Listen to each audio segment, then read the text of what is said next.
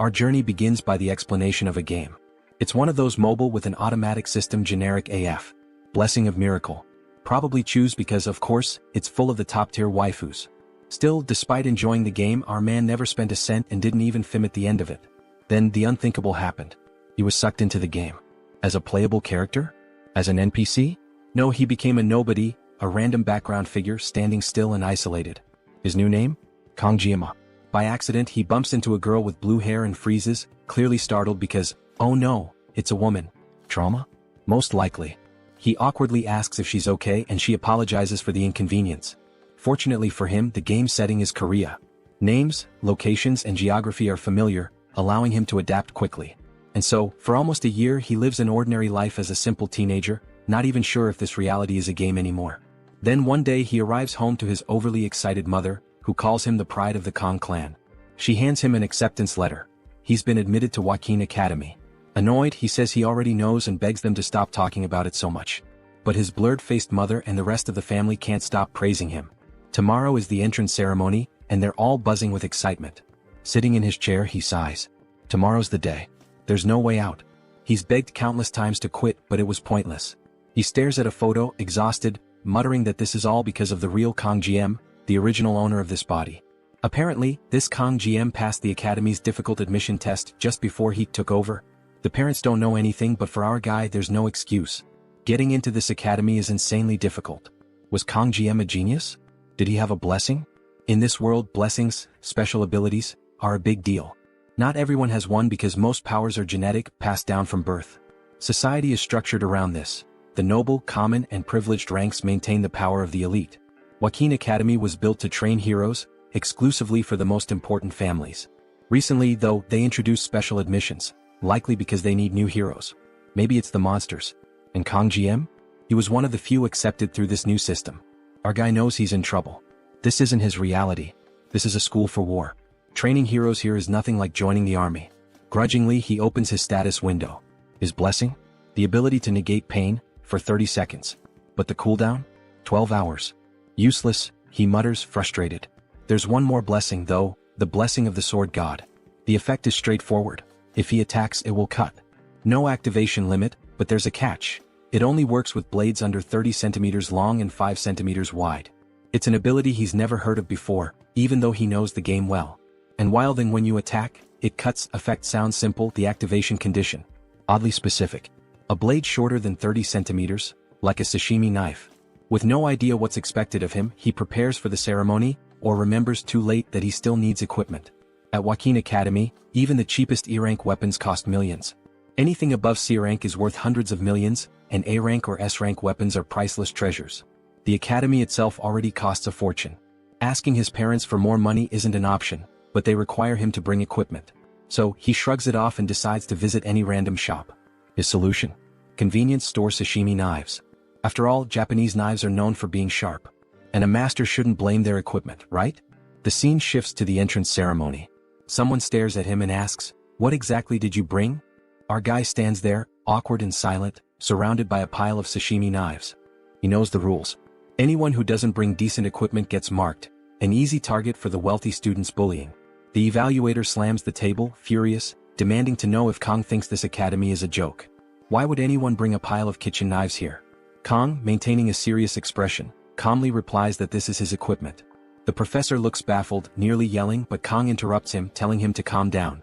He explains that he was accepted through the new special admission system, and his family doesn't have the luxury of buying expensive equipment. Kong points to the badge on his uniform, which clearly indicates he isn't from a wealthy family. To him, it's ridiculous that a professor at an institution claiming to treat everyone equally would act so prejudiced. He adds with confidence that blaming equipment is something only amateurs do. A true expert never blames their weapon.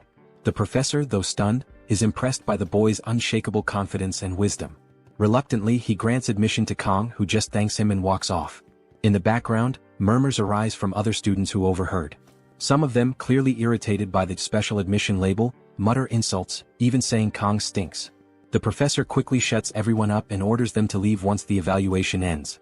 Kong doesn't stick around to argue. He dashes out, wanting to avoid these lunatics. Outside, the day has barely begun, yet Kong already feels drained. He expected judgment like this, but living through it still stings. At least he survived the evaluation. Now the only thing left is the classroom qualification test. But he's too far into this to quit. The next 3 years at this academy feel inevitable. As he looks around, he's taken aback by how massive the place is. It's more like a small city than a school. He has to admit though, it's pretty cool. It's surreal for Kong, who dropped out of high school in his old world due to family issues, to be standing here now. Then a voice over the intercom announces that tests are starting and instructs new students to gather in the training area. Everything feels like it's happening too fast, but a test is a test. Kong is determined to give it his best. Except for one little detail. He's never actually used a knife since coming to this world. He's completely unprepared. He remembers the professor's words, never let go of the knife no matter what. Holding it now, he wonders if the original Kong GM had been slicing sashimi at 2 years old or something. Kong unsheathes the knife and immediately, a blue aura surrounds it. The equipment meets the conditions, activating the blessing of the sword god. However, there's a catch. Kang's physical strength is too low, and the knife itself is at an equally basic level. To compensate, suppression kicks in, synchronizing the equipment with his abilities. Kong stares, amazed that just pulling the knife out triggered the blessing. Before he can process what's happening, something approaches, an overwhelming force that sends him into agony. He starts screaming as reality itself begins to warp around him. It's like he's rupturing the world. Desperately, he drops the knife and everything immediately snaps back to normal. He's left gasping on the ground, clutching his pounding head. So that's what activating the blessing feels like. If every use comes with this much pain, then he can't rely on it at all. The intercom voice drones on, calling students to the training field. Kong hesitates, staring at the knife on the ground. He doesn't want to leave it there, it's still technically his equipment. Summoning his resolve, he picks it up by the handle, only to be struck by another jolt like lightning. He screams again. The scene shifts to the training hall, located in a massive coliseum filled with spectators. Nobles are gathered, whispering about their children entering the academy. All eyes turn to the arrival of someone significant, the Sword Emperor Siegfried von Nibelung. His name alone draws reverence. A messy-haired chubby guy nearby declares Siegfried to be the strongest human alive. Siegfried descends, his gaze shifting sideways. Someone else has arrived, Medea Poison. Her name suits her venomous aura. She greets Siegfried playfully, noting it's been half a century since they last met. He remarks on her academy attire, mocking her for acting senile at 70. She retorts that every woman wishes to stay beautiful, offering to make him 10 years younger with her powers. Siegfried scoffs, saying character is what matters, not appearances. Medea laughs, amused that Siegfried hasn't changed. However, she slyly points out that his presence here signifies something unusual. Normally, Siegfried avoids mingling with the elite. Perhaps, she suggests, it's because of his granddaughter, who is among the new students. Siegfried dismisses the comment, calmly stating that things are about to begin. The artist must have decided to give everyone ridiculous UGO-level hairstyles. Meanwhile, our boy stands there with his plain black hair, wondering if he's the only one with a normal look. Everyone whispers about him being a special admission student. So, this is what it feels like to come from humble origins. Suddenly, there's a flash from the back and the murmurs intensify. Who's arriving now? Oh, the blue-haired girl. He already knew she studied here. Abel von Nibelung, the granddaughter of the sword god and, more importantly, the heroine of that game. The reason he got addicted. Hot and sneaky. The story explains the existence of a subspace, a separate reality where all attacks feel real, and the pain is fully experienced. However, since it doesn't interfere with the actual world, even murder is allowed there. The upcoming test is revealed. A battle royale competition inside the subspace. Students will be grouped in tens and their survival will determine their ranks. Medea announces there will be no equipment restrictions, while Siegfried points out this unfairly benefits the wealthy. She counters that the wealthy fund the academy, and the new special admission system was already a huge concession. In the crowd, Kong blushes. She's so much more beautiful in 3D, just looking at her leaves him rattled. Seeing the hopeful gazes of the other guys, he feels sorry for them. He knows the game well. Abel von Nibelung has a miracle blessing. In other words, she's tied to another protagonist. Beautiful people always have someone destined for them, so Kong decides it's best not to get involved. His goal is simple: live a peaceful, ordinary life. Finish school without trouble, get a safe desk job, and that's it.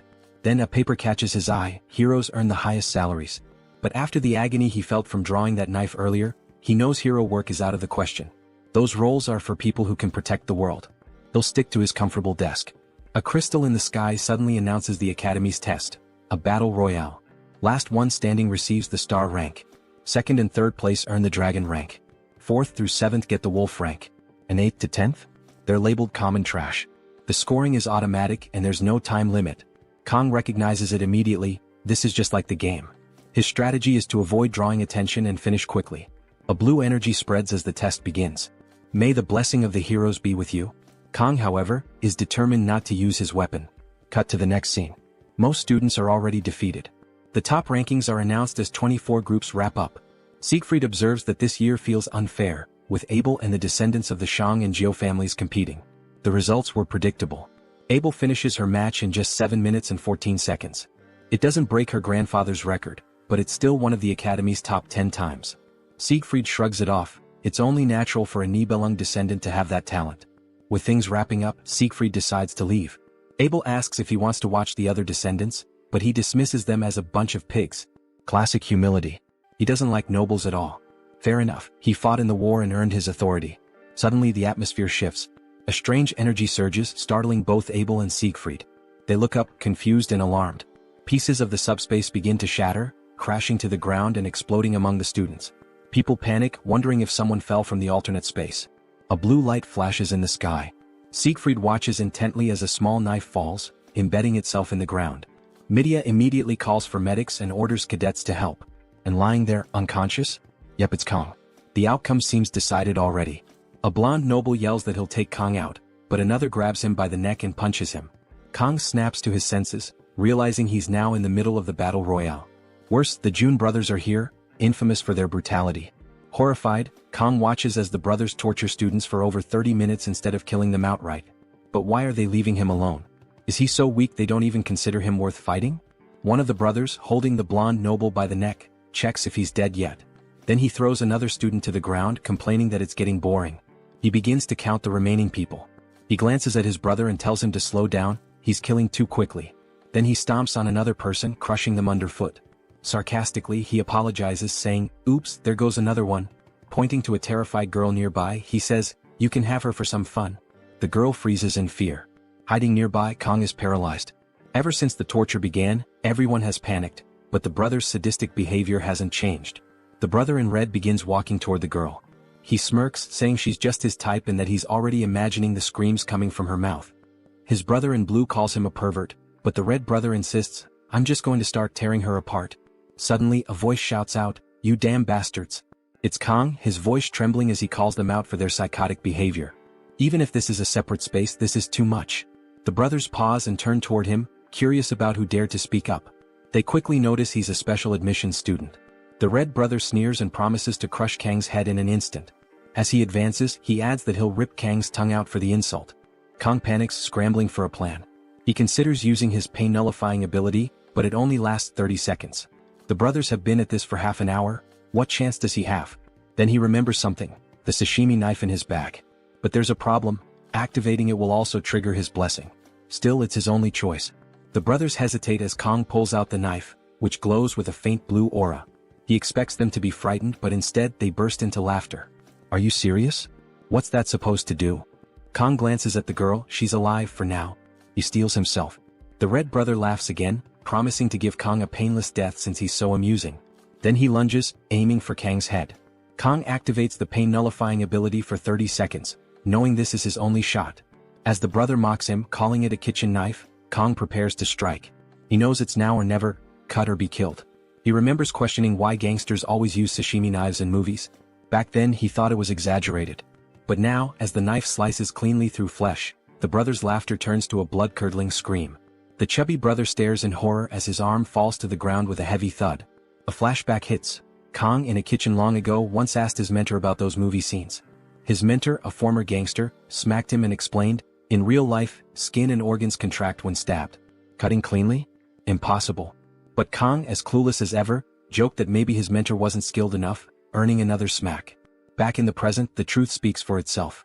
The severed arm lies at Kang's feet while the brother screams, clutching his bleeding stump. In a panic, he turns and bolts toward his sibling, crying for help. But the red-clad brother freezes, his face pale with fear. Snapping out of it, he shouts, "This brat will slice us both up," and charges forward. Kang doesn't hesitate. The blade slices cleanly again as if cutting through paper. The fallen brother watches in horror as his sibling collapses. Looking down, he sees half of his brother's face staring back at him. The air is heavy with shock. A red-haired observer watches silently from the sidelines, stunned by what just happened. The blue brother tries to regain his composure. He reasons that they're in the void space, This must have been a fluke. Judging by Kang's awkward form, he's clearly an amateur. But one thing is clear, that knife is dangerous. Realizing his brother lost due to recklessness, the blue brother prepares. He activates 3 blessings simultaneously: a defensive shield, a jump boost of 200%, and spiritual damage for his fists. With confidence he declares, "This time you're done for." Meanwhile, Kang is still counting down the seconds left on his pain-nullifying ability. The blue brother charges, confident that his fists will crush Kang's head. But suddenly he's stunned, his body freezes. Kang has used him as a target for a throwing knife. The brother stands dazed, not understanding what just happened. Time is almost up. 5 seconds, then 2, then 1. The brother collapses unconscious, and at that exact moment Kang's blessing ends. The pain hits him like a truck and he starts screaming. Sometime later Kang wakes up. He's lying in what looks like a hospital room, disoriented and unsure of how he got there. As Kang gets up, a blonde boy bursts into the room and dashes outside, shouting that the student has woken up. Moments later, someone enters the room and Kang immediately recognizes the man, not personally but from stories. This is Siegfried, one of the 7 heroes of the 7 stars, the strongest man in humanity, and the one who destroyed the Demon Lord's Legion 50 years ago. Accompanying him is Media, the academy director. Kang wonders why 2 such prominent figures are here. Siegfried wastes no time and asks for Kang's name. After Kang introduces himself, Siegfried gets straight to the point, demanding to know what Kang did during the test. Although Kang himself isn't sure, he's painfully aware that he caused everything. He notices Siegfried's hand resting on his sword and feels a wave of dread. There's no way he could survive against someone like him. Nervously, Kang admits he may have gone too far during the evaluation and is prepared to accept the consequences. Siegfried stares him down, but Media interjects, telling Siegfried to stop intimidating the boy. She explains to Kang that Siegfried cleared his meridians while he was unconscious, which stuns Kang further. Media then says she finds him interesting. Siegfried reprimands Media for being so casual, but she brushes him off, saying she reviewed the test footage while Kang was out. She confesses that watching Kang risk everything to protect another student moved her deeply, even calling him a hero. Siegfried, ever the stoic, tells her to act more dignified. Media assures Kang that he won't be punished for his actions, though she mentions that the Mao brothers are on the verge of dropping out. Relieved, Kang feels some weight lift, knowing he won't have to deal with them again. Then Siegfried drops a bombshell. Kang ranked as the top student in the evaluation. Kang is floored. His whole plan was to stay under the radar and live a quiet, uneventful life. Later, in Media's office, she reflects on her 2 decades as academy director, admitting she's never seen anything like this. Meanwhile, Kang expresses his dislike for being named the top student. This surprises both Siegfried and Media. They explain that the subspace itself determines such rankings, but Kang still refuses to accept it. Siegfried, puzzled, wonders aloud how Kang, a seemingly ordinary boy, could possess such extraordinary skills. He admits that if Kang had an incredible physique, immense experience or even natural talent, it would make sense. Yet Kang has none of these. In fact, his untrained body contradicts the master-level swordsmanship he displayed. Siegfried feels an uncharacteristic surge of competitiveness, unable to understand how someone so young could perform at such a level. Media, ever eccentric, teases Siegfried, suggesting Kang might be worth pursuing romantically despite his age. Siegfried, unimpressed, spells out what people at the academy call women like her. Media loses her temper, but the focus shifts back to Kang. Through some maneuvering, Kang manages to get himself downgraded to the wolf class. This is a relief as he had no desire to remain at the top and become a target for power struggles. While some argued for placing him in one of the elite classes, Media ensured the matter stayed quiet, honoring Kang's wish for a low profile. When Kang enters the wolf class, all eyes are on him because of the badge on his chest. After a few moments, the students return to their conversations, allowing Kang to breathe easier. He hopes this means they'll ignore him. As he takes his seat, enjoying the solitude, a voice calls out to him. Turning, he sees the red-haired girl from the test. She thanks him for what he did. Kang brushes it off, saying anyone would have done the same, though deep down he feels like a hypocrite. Everyone sees him as a hero, but in truth he only acted to save himself. Kang introduced himself as Kang Jianma, and the girl introduced herself as Chloe. He politely commented that it was nice to meet her and added that he hadn't expected them to be in the same class. Internally though, he was puzzled. He had played the game countless times and had no memory of a character named Chloe. Since the main story didn't involve her during the Demon Tribe War, he concluded she must be just an ordinary person like himself. Kang asked her to keep what happened earlier a secret and she agreed. Chloe then mentioned she had a question for him, but before she could ask, the professor interrupted, telling everyone to take their seats. They agreed to continue their conversation later. The professor slammed a notebook onto the desk, congratulating the class on their admission and reminding them they carried the pride of the hero Valor Draken. He introduced himself as Lee Won-bin, the instructor for the Wolf class, and ordered everyone to change into their physical training uniforms. Training would begin in 30 minutes. When a boy with glasses asked about the training objective, Kang immediately guessed it: Saitama's regimen. He joked internally, wondering if this meant everyone would eventually go bald. Kang approached the professor, who immediately called him by name, surprising Kang. He explained that he wasn't feeling well. The professor pondered aloud, saying basic training might not benefit the academy's top cadet, and suggested Kang move to the star class. Realizing that media must have informed the instructors, Kang quickly clarified that he just needed to use the bathroom and would return for training. Outside, Kang joined the others in running. Or more accurately, he lagged behind, struggling with his unfit body. He hadn't even finished the warm-up and was already exhausted. Chloe caught up to him, asking if it was really that difficult. Kang denied it, insisting he was fine, though he'd only managed 5 laps, while Chloe casually mentioned she was on her 9th. She encouraged him to keep going and ran ahead, leaving Kang stunned by how unprepared he was. Later, back at home, surrounded by empty bottles, Kang slammed one on the table in frustration. He was completely drained and starving. After just 1 week at the academy, he faced an unexpected problem: food. The scene shifted to the cafeteria, where Kang, desperate for pork, was told by the counter lady that he needed a meal ticket. When he checked the price, 50,000 won, he was devastated. That amount was nearly what he used to spend in an entire month. Frustrated, he leaned against the wall, sipping what little he could afford. Suddenly, a system notification appeared. His physical stats had reached level 12. This meant fewer restrictions and the ability to wield a weapon up to 38 centimeters long. He noticed his body becoming more defined, his evolution progressing rapidly thanks to the sword god's blessing. He realized his fear of using a sword during the ceremony was fading. Now, being without one felt strange. As Kang pondered the system's influence on his psyche, someone knocked on the door. It was Chloe, asking politely if she could come in. She noted she hadn't seen him in the cafeteria all week and wanted to check if he was okay. Kang explained he had been bringing food from elsewhere, reassuring her not to worry. Chloe mentioned she was planning to cook dinner but needed to buy ingredients. Before she finished, Kang was already outside, telling her to hurry up. He offered to cook instead, and later, after Chloe finished her meal, she praised how delicious it was. Noticing the empty plates, Kang asked why her fridge was stocked with so much fish. Chloe explained she lived near the beach. Kang remarked that it was perfect, as cooking fish was his specialty. Deciding to show off, he prepared sashimi using the sword god's blessing. With impressive precision, he finished in just 21 seconds, marveling at his own work. When Chloe asked how he became so skilled at cooking, Kang explained he had worked part-time at a Japanese restaurant. Chloe seemed unfamiliar with the concept of part-time work, highlighting their difference in social statuses. Kang simply smiled, saying he was glad she enjoyed the meal. Chloe offered to handle the dishes, leaving Kang to relax after a surprisingly eventful day. He stepped outside to admire the moon, feeling a rare sense of satisfaction after a grueling week. But his peace was interrupted by a sudden noise inside. Turning back, he saw Chloe struggling with the dishes. Clearly, this was her first time attempting such a chore. As he moved to help, a book tumbled from the shelf and landed open. Glancing at it, he realized it was a diary. His curiosity got the better of him and he began reading. One entry caught his attention. She had received help from someone in class and felt indebted to repay the favor. Smiling at the stickers adorning the diary, he thought it was endearing for someone her age. Flipping another page, he read about how her heart wouldn't stop racing whenever she saw the person who helped her. It dawned on him that she was talking about him. Amused, he turned another page only to find it filled with "I love you" scrawled over and over. Alarmed, Kang thought it might be time to quietly slip away. But Chloe had already noticed. Dropping a glass, she stared at him in shock and demanded to know if he had read it. The scene shifts to Chloe's backstory. Born into the infamous Cecilia family, she was trained from childhood to be an assassin. In their tradition, emotions were weaknesses, suppressed through rigorous conditioning. By the age of 15, Chloe had taken her first life. The family motto drilled into her was clear: assassins don't deny their talents. Despite her skill, the Cecilia family insisted their children keep a low profile at the academy, always enrolling in the lower-ranked common classes.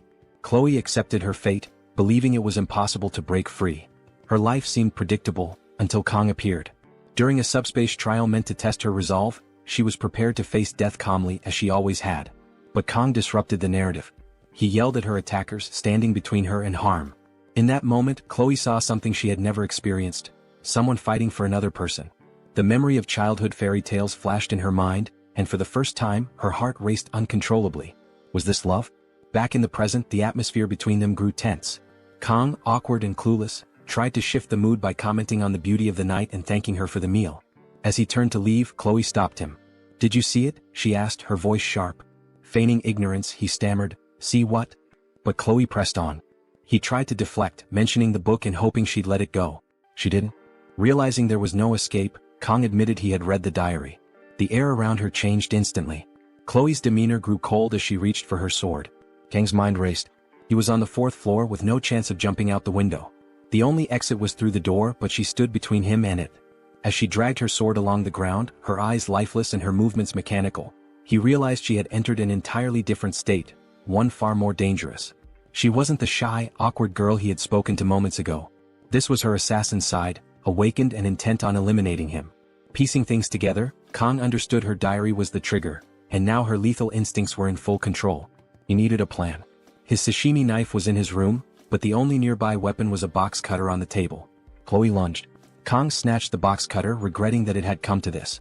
All he could do now was defend himself and hope for a chance to break through her icy resolve. Kang activated the sword god's blessing, hearing the familiar phrase, "May the blessing be with you." As Chloe charged at him, he made an offhand remark about her hair being too long. With a single clean strike, the scene shifted and Chloe was lying unconscious on the floor. When she woke, she seemed dazed, muttering about where Gemma had gone.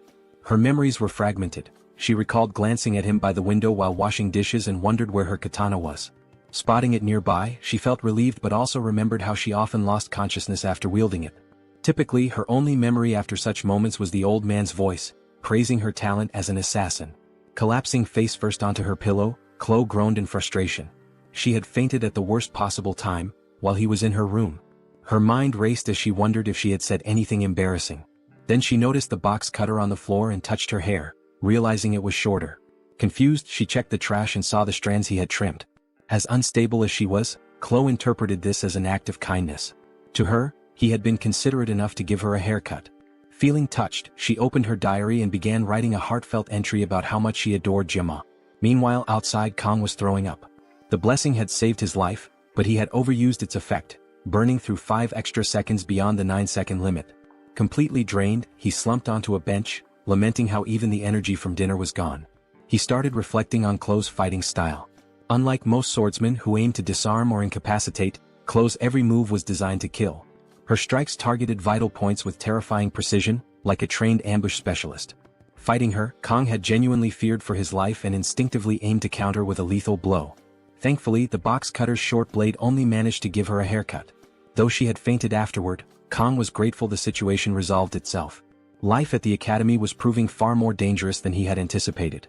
Sitting there, Kang thought back to his life before falling into this world. He had been ambitious, a master of sashimi knives who had reached the pinnacle of his craft. Now in this game-like world, everyone seemed bound by their roles. The game was called Blessing of Miracles, named after the legendary blessing granted to the protagonist. Another blessing, Valor, was tied to Baylor Wakim. As far as Kang could remember, these 2 blessings were central to the story. The protagonist's mission was straightforward: save the world from the Demon King. But Kang? He had been chosen by a sashimi knife. Slapping himself in frustration, he tried to make sense of his predicament. The events at the academy were making him lose sight of his original goals. While he knew the key characters and major story beats, he didn't fully understand how this world worked. What he did know was that the game's main storyline was about to begin. The protagonist's blessing should have activated by now, signaling their arrival at the academy. According to the storyline, major events would escalate in the 2nd semester of the 3rd year. That's when the demon race would attack the academy, igniting a war between demons and humanity.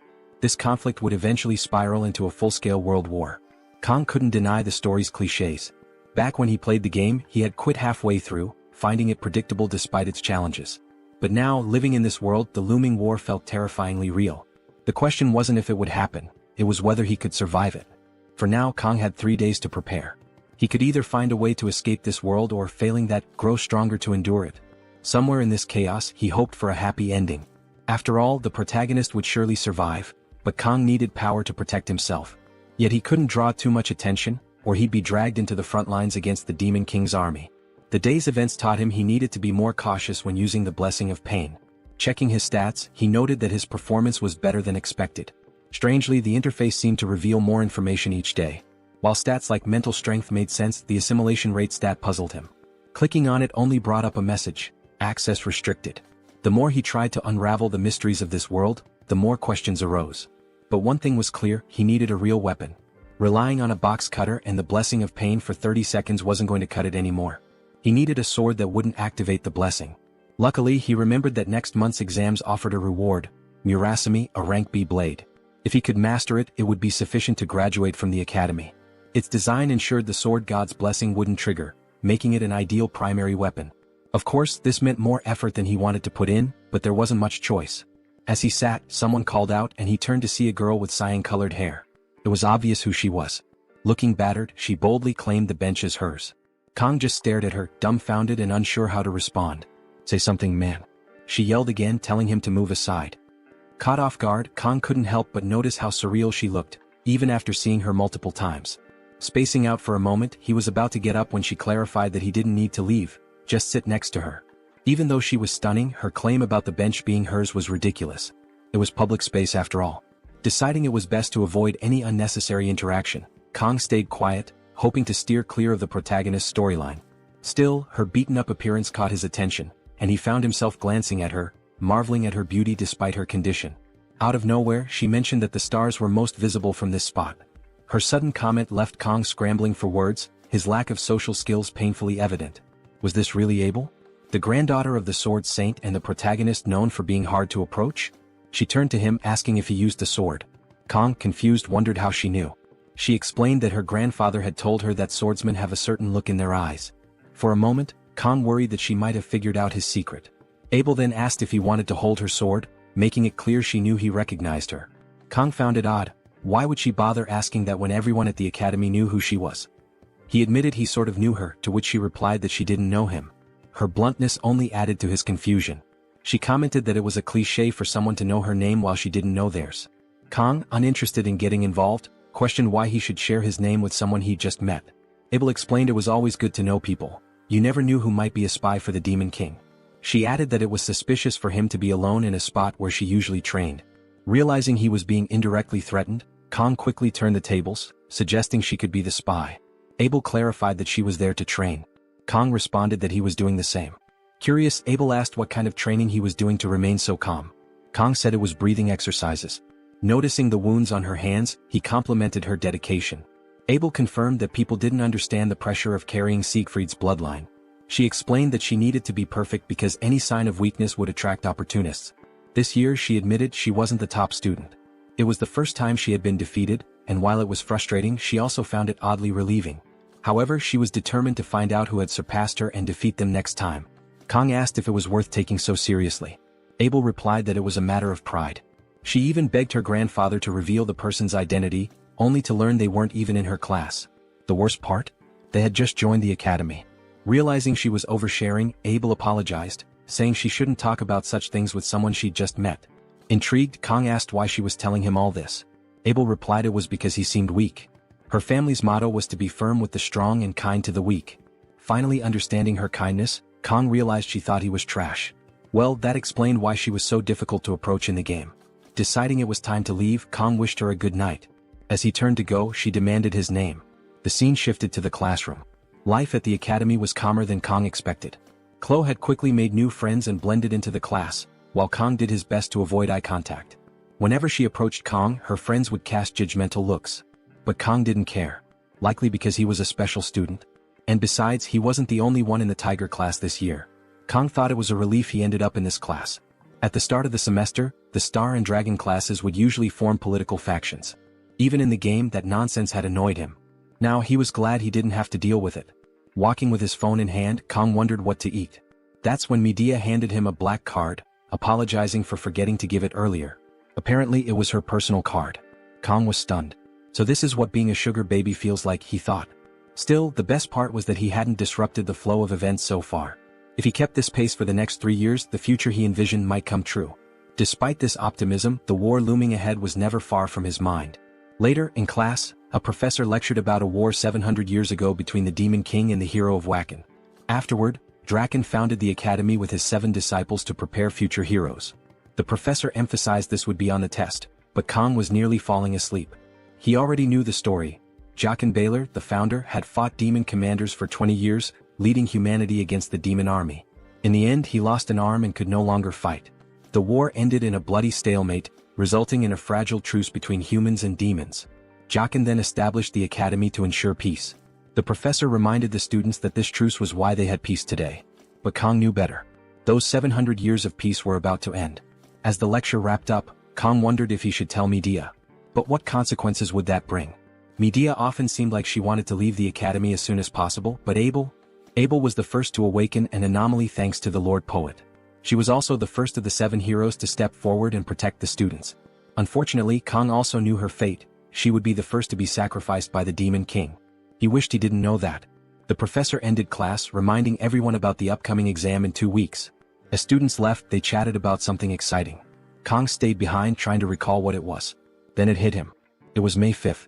He overheard students by the door saying someone wasn't destined for their class but for the star class. Kong knew exactly who they meant. Today marked the arrival of the protagonist of this world, Leon von Reinhardt. With him came the end of 700 years of peace. Kong already hated Leon with his ridiculously cliché face and the way every woman fell for him. If only this were an R-rated story where guys like Leon met early, tragic ends. Leon's charisma had already drawn in Rachel, the Saint of the Sword, Saki Ryojo, the daughter of the Saint of the Bow, and even Abel. His party members were extraordinary.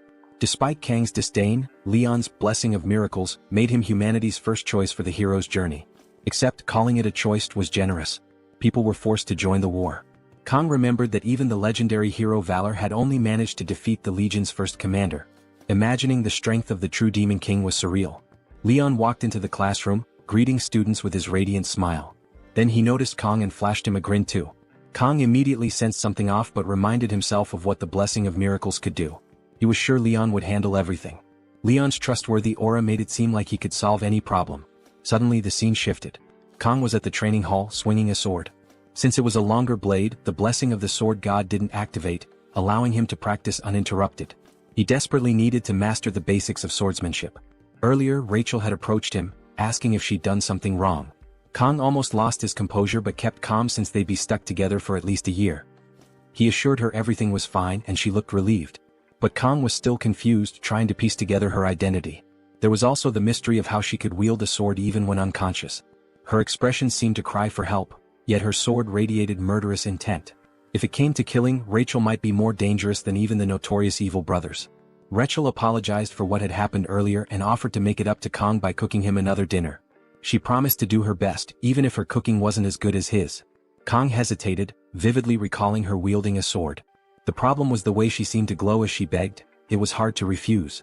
But in his mind he pictured himself waking up in the morning, sliced into pieces and stuffed in the fridge. That's when an idea struck him. Instead of dinner, he asked if she could do him a favor. Rachel looked puzzled and Kong explained it was something only she could help with. Blushing, she asked what it was. Kong then requested her help with swordsmanship training. At the training hall, Kong realized how urgently he needed a teacher. Chloe with a sword in hand was terrifying. Every night before bed he'd watch YouTube videos on how to survive Yandras. When Chloe arrived, cheerful as ever, she asked when he'd gotten there. Kong, already on edge, replied he had just arrived. Chloe mentioned she'd been waiting for him since 6:30. Kong frowned, reminding her they'd agreed to meet at 8. Her innocent expression didn't fool him, and he was reminded of her unhinged nature. Still, his attention momentarily drifted to her toned abs, finally understanding the source of her strength. Chloe handed him a sword and asked why they weren't using real ones. Kong was stunned. Who trains with a real sword? He explained that, since it was just practice, wooden swords were safer. Chloe gave him a sweet smile and said he was kind for not wanting to hurt her. Then she swung the wooden sword, slicing through the air with a sharp whoosh. Kong broke into a cold sweat, realizing even a wooden sword could shatter his skull. He checked the system, relieved the blessing of the sword god hadn't activated. Yet, the synchronization stats still confused him. Chloe called out, asking if something was wrong. Kong quickly reminded himself only he could see the system. Turning to her, he said, "It's my first day, so maybe go easy on me." Preparing himself, Kong asked if they could start. In his past life, he had always valued practice. He believed that mastery required more than just physical effort. It demanded total dedication. At the academy, his progress came from observing himself and learning to self-correct. He noticed his sweaty palms and unsteady stance. Reminding himself that swordsmanship required precision, he braced for the training. But Chloe leaped toward him. Kong wasn't fully prepared and the blade was already near his neck. It wasn't clear if he dodged or if the blade nicked his cheek. Panicking, he yelled, asking why she wasn't going easy on him. Chloe, unfazed, switched the blade to her other hand and prepared another strike. Kong managed to block it, but the force sent his arm flying upward, leaving him trembling. Feeling a surge of confidence after the block, he attempted a counter-strike. But before he could land it, Chloe was already airborne. Kang found himself questioning how Chloe kept getting faster with every move. Perhaps her first attack had been just a warm-up. He blocked again, but the force cracked the wooden hilt, sending him stumbling backward. Chloe's relentless barrage continued. Though Kang managed to hold his defense, each strike made him fear for his life. Worse, he couldn't find any opening to counterattack. Suddenly his wooden sword shattered. Chloe apologized, saying she didn't mean to break it, but admitted she hadn't thought it was so fragile. Then she froze. The broken sword's altered length activated the blessing of the sword god. The system kicked in, reshaping Kang's personality and reducing his humanity. A dark aura enveloped him as the heat activated, and Chloe instinctively backed away, visibly terrified. The system coldly announced Kang's humanity was slipping away. In the midst of this transformation, Kang's perception shifted. He was now standing in his old kitchen under a bright spotlight. Confused, he wondered if everything had been a dream. Noticing a fish on the counter, he remembered he was supposed to prepare it. Thinking he'd used the chef's Chinese knife, the system interrupted, rejecting his choice. Trying another knife, he faced the same denial. In the end, his only option was the sashimi knife. Reluctantly, he picked it up, fearing the pain the system might inflict. But instead, he felt rejuvenated. Determined, he declared it was time to create a masterpiece as the heat activated fully. Meanwhile, back in the training hall, Chloe was shouting his name, asking if he was okay. Kang, pacing aimlessly, suddenly vanished in a flash of blue light and reappeared in front of Chloe in an instant. She barely managed to block his attack, but the impact sent her flying, crashing to the ground and coughing up blood. Chloe, shaken, realized Kang had become an entirely different person in mere moments. His behavior now resembled a deranged protagonist's. When Kang struck again, she dodged narrowly, struggling to comprehend how a single hit had overpowered her. Weak and unable to stand properly, Chloe begged him to stop. Inside Kang's mental world, he was baffled. The fish on the counter was now dodging his cuts and, even more bizarrely, speaking. Listening closely, he realized it was calling his name, Jama. Looking at the sashimi knife, Kang remembered who he was. Then, as if awakening from a dream, he recognized the fish as Chloe pleading for him to regain control. The blade slammed into the wall beside her, missing by a hair. Kang, barely managing to stop himself, let go of the sword just before it struck her. Chloe opened her eyes, stunned she wasn't hurt. Kang suddenly pulled her by the waist. For a moment, it seemed like a setup for a kiss, but instead he told her they should stop for the day. Chloe asked if he was okay, but Kang casually thanked her for the practice and walked away. She couldn't believe this lunatic had almost killed her and then left as if nothing had happened. Later, as Chloe returned to her room, she reflected on the day. Kang's power wasn't just raw strength, it carried an unusual, almost instinctive energy. Even with the broken sword, she realized she had no chance against him. Suddenly, a voice interrupted her thoughts. Knox Audier, a second-year student she addressed as her brother, commented on her enjoyment. Chloe's demeanor shifted instantly. Knox mocked her, asking if she was now associating with insignificant people like Kang. Chloe snapped back, telling him not to insult others. Smirking, Knox warned that if she continued spending time with Kang, the Audier family would eliminate him. Lowering her head, Chloe retorted that even if the entire family came after Kang, they wouldn't be able to defeat him. Without waiting for a reply, she walked away. Knox remained behind, pondering Kang's name. Meanwhile, Kang was beginning to realize that his power wasn't a blessing or divine favor. It felt more like a curse. Determined to stop relying on the sword god's dangerous influence, he resolved to find new equipment. Yet the strange power seemed to defy his will, controlling his body and urging him to cut deeper, destroy more. For a fleeting moment, he lost all control, feeling utterly free yet bound like a puppet. It was only Chloe's desperate scream that finally snapped him back to reality. He glimpsed fragments of another reality and instinctively let go of the sword, breaking its hold over him. His body seemed to know that holding onto the blade any longer would mean losing himself forever. Strangely enough, it was Chloe, the Yandra girl who once wanted to kill him, who snapped him back to his senses. While part of him resented that the power had activated because Chloe broke the sword, he couldn't deny his gratitude. He left quickly, but the question lingered: how could he prevent this power from ever awakening again? This so-called blessing from the sword god was far more of a curse. Kang began to realize that activating it came at the cost of pieces of his life. 3 days later, the classroom buzzed with energy. A purple-haired student tried to chat with Chloe, but she brushed him off, saying she'd check it out later. All she could think about was Kang Jiama, who hadn't shown up that day. Earlier, she had knocked on his door and heard groans of pain but hadn't dared to barge in. She feared breaking the door might make him hate her, so she left. Yet she realized how much she enjoyed secretly watching him, whether he was fighting or simply lost in thought. Oh Chloe, you're the definition of a Yandra. She'd lost count of how many times she'd spied on him, always making sure not to get caught. Another day passed, making it 4 since anyone had seen Kang. The teacher silenced the class, scolding them for wasting the opportunity to study at such a prestigious academy. Since it was raining, they would have an indoor study session. But even the teacher couldn't help noticing Kang's prolonged absence. He chose to trust the boy and hoped he'd return soon. As the lesson began, the classroom door opened, startling the teacher. "Who dares to arrive late?" he barked. The figure approaching was unfamiliar, taller, colder, and more imposing. Chloe called out to him in confusion. Wait a second, where was the kind-hearted Kangjiyama? This version looked like a bad boy, and naturally the girls were swooning.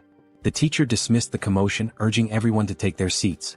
Whispers filled the room as students wondered if this was the same special admission student. Someone even commented that he looked more handsome now. Of course they love bad boys. Kang sat with a brooding expression that practically screamed he hated the world. When class ended, everyone headed to the cafeteria. Chloe approached Kang asking what had happened. He brushed it off, claiming it was nothing serious. She pressed further, mentioning his absence and expressing her worry. Flashing a faint smile, he thanked her for her concern, but Chloe could tell he wasn't being entirely honest. In truth, Kang had endured a harrowing 3 days. He had been bedridden, convulsing, and mentally drained. The curse of the sword god had inflicted unbearable pain, leaving him too weak even to eat. When he finally looked in the mirror, he barely recognized himself, skeletal and with strands of his hair turning white. This was the price of meddling with that cursed power. Spotting Chloe's guilty expression, Kang decided to ease her mind. "Is your dinner offer still open?" he asked casually. Chloe, flustered, misheard him and asked him to repeat it. When he did, she lit up with joy, eagerly agreeing. Kang felt relieved to see her so happy. She asked what he'd like to eat, promising to prepare anything. He requested fish, mentioning it had been a while since he last ate it, and the last time hadn't ended well. As he began to explain, something red brushed past his neck. Turning his head, he noticed a strange plant radiating energy. He shifted his gaze and spotted someone standing nearby. It was Nox Audier, his crimson eyes glowing with mischief. Chloe froze in fear. Kang immediately asked if she knew him. Locking eyes with Nox, Kang stepped forward, demanding he speak. Nox didn't say a word, simply smirking as his aura intensified. Kang braced himself, wondering what kind of trouble was about to unfold. Chloe urged Kang not to get involved with Nox and demanded the man leave. Despite her attempt to sound firm, Kang noticed her trembling voice betrayed the fear she held for this individual. Nox sneered, questioning whether Kang was worth breaking the rules for. He added that Chloe, no matter what she claimed, could never truly sever ties with the Cecilia Audier clan. Chloe snapped back, declaring she had no connection to the clan anymore. But Nox only laughed, saying the blood on her hands bound her forever. The family she was born into would always claim her. Kang silently observed, piecing together that Chloe was being treated as some kind of renegade, caught in the middle of a deep family feud. Nox demanded she abandon that thing and return to the clan. But Chloe's anger flared, shouting at him not to call Kang a thing. Kang, already weary of his growing list of problems, began recalling what he knew about the Audier clan from the game. They were infamous for their unmatched skill in assassination, a shadowy group that emerged halfway through the storyline. Despite their lack of raw power compared to other heroic houses, their precision and brutal upbringing molded every member into a deadly weapon. To Kang, Nox seemed to fit the mold perfectly. The real oddity was Chloe, so cheerful and kind in contrast. Still, as Nox stared down at them with unshaken resolve, Kang noticed Chloe trembling beside him, biting her lips so hard it bled. She just wanted a normal life. But Kang knew that for someone like her, born into a clan like the Audiers, that dream was nearly impossible. Just as his cursed blessing tied him to a cruel fate, Chloe's birth had chained her to a life of violence. Kang wasn't a hero, nor did he aspire to be one. But he couldn't stand by and do nothing. Deciding to face Nox, Kang felt a rush of determination. If he couldn't escape his curse, then he'd use it. He asked Nox if he was ready, calmly declaring that he wouldn't run anymore. The time had come to move forward. Elsewhere, their instructor was deep in thought, concerned about Kang's recent demeanor. A student interrupted with a teasing comment about his grumpy expression leading to baldness, but he brushed it off irritably. Suddenly, an urgent call came through. The instructor's expression darkened as he learned about the brewing confrontation between Kang Jianma and Nox Audier. The subspace arena was being prepared. In the arena, Kang stood ready. He hadn't expected the setup to be so quick, but it didn't matter. This wasn't reality, so physical harm wasn't a concern, though the mental strain would still be real. As the crowd gathered, Kang couldn't help but note the irony. All he ever wanted was to avoid attention, but now he stood center stage, a gladiator in a coliseum. Chloe, visibly shaken, stood by his side, guilt weighing heavily on her. Kang reassured her, thanking her for the equipment she'd lent him. She warned him that Nox was dangerously strong, the greatest genius in the family's history. Kang dismissed the title as overdramatic. Titles didn't matter, winning did. The announcement for the duel rang out. Kang turned to Chloe one last time, telling her not to worry. "The world is full of geniuses," he said with a confident smirk, "and that's why I'll win." As the doors opened, Kong stepped into the subspace arena. The crowd roared, and he felt like a gladiator under the watchful eyes of the elites, even spotting familiar faces like Abel. Nox appeared on the other side, his temper barely restrained. Kong smiled to himself. If nothing else, this fight was going to be unforgettable. Nox demands to know if Kang can't differentiate between bravery and foolish arrogance. He questions why Kang even showed up wielding such a pathetic excuse for a blade. The dark aura surrounding him begins to ripple toward Kang, who instantly recognizes it as pure killing intent. Kang smirks, replying, "A skilled fighter never blames their weapon." Nox, visibly on edge, opts to end things swiftly. A crow materializes behind him, and he declares he'll begin by ripping out Kang's insolent tongue. Kang takes a moment to analyze the situation, noting Nox's outrageously overpowered equipment. Wait, he's using a Hongran blade? An S-rank weapon? That's just ridiculous. Still, Kang isn't surprised. He expected the guy to have an advantage, but Kang came prepared too. His weapon of choice? A simple sashimi knife borrowed from Cielo's kitchen. The drone descends, signaling the start of combat with a radiant blue light. "May the blessings of the heroes guide you," it announces. The crowd quiets as the two opponents face off. Kang wastes no time, activating blessings to suppress pain and calling upon the sword god's blessing. His eyes glow white, giving him an almost demonic presence. The spectators whisper in shock. Was this going to be more than the simple mismatch they expected? The battle erupts with a flurry of strikes, each faster than the last. A blonde observer comments on the unexpected speed of the duel, while Edbull, watching from the sidelines, struggles to reconcile this skilled fighter with the supposed weakling he'd seen before. Nox presses the attack, sending purple slashes of energy ripping through the ground toward Kang. Yet every strike misses. Frustrated, Nox leaps into the air, activating his three-headed crow technique. A violent purple aura surrounds Kang, and Nox is confident the boy's finished. But in a blur of blue, Kang vanishes, reappearing on the opposite side of the arena, untouched. The crowd gasps as whispers ripple through the stands. Even Abel can't figure out how this newcomer is holding his ground against someone as formidable as Nox. Nox recalls Cielo's warning that Kang wasn't ordinary, but he convinces himself Kang is merely relying on agility. Still, seeing Kang fight with kitchen knives fuels his rage. When one of Kang's knives falls to the ground, Nox sneers. "What kind of plan is this?" he demands. Kang remains silent, extending his arm and pointing the remaining knife, adorned with floral designs, at Nox. The absurdity of the gesture leaves Nox baffled, but he decides to end this farce with his full power. He boasts about the might of his Hongran blade, but before he can strike, Kang disappears again. Time seems to freeze as Kang reflects on his desire for a simple, unnoticed life. But since he can't escape this path, he resolves to cut through it perfectly.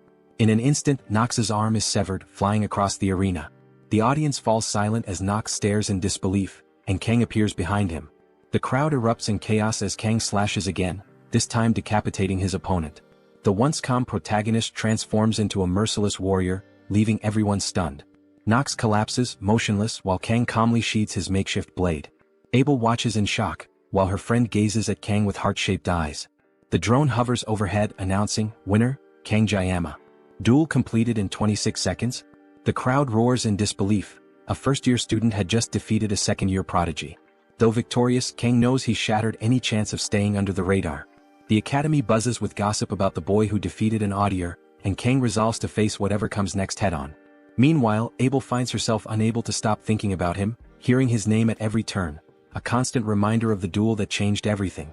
When Nox's arm hit the ground, Abel stood frozen, her mind racing to comprehend how Kang wielded such flawless swordsmanship using nothing more than kitchen knives. She had always been proud of her knowledge, being the granddaughter of a sword master, but this moment made her realize just how naive she had been. A memory flashed in her mind, her smugly saying she was curious about the person who had beaten her. She'd vowed to crush him the next time. She also remembered teasingly making a cute face, claiming to share everything with him because he seemed weak. Now, as the puzzle pieces fit together, she wondered if Kang was this year's top student. Her face turned crimson as she muttered under her breath, "It must be this damn guy who's stronger than me."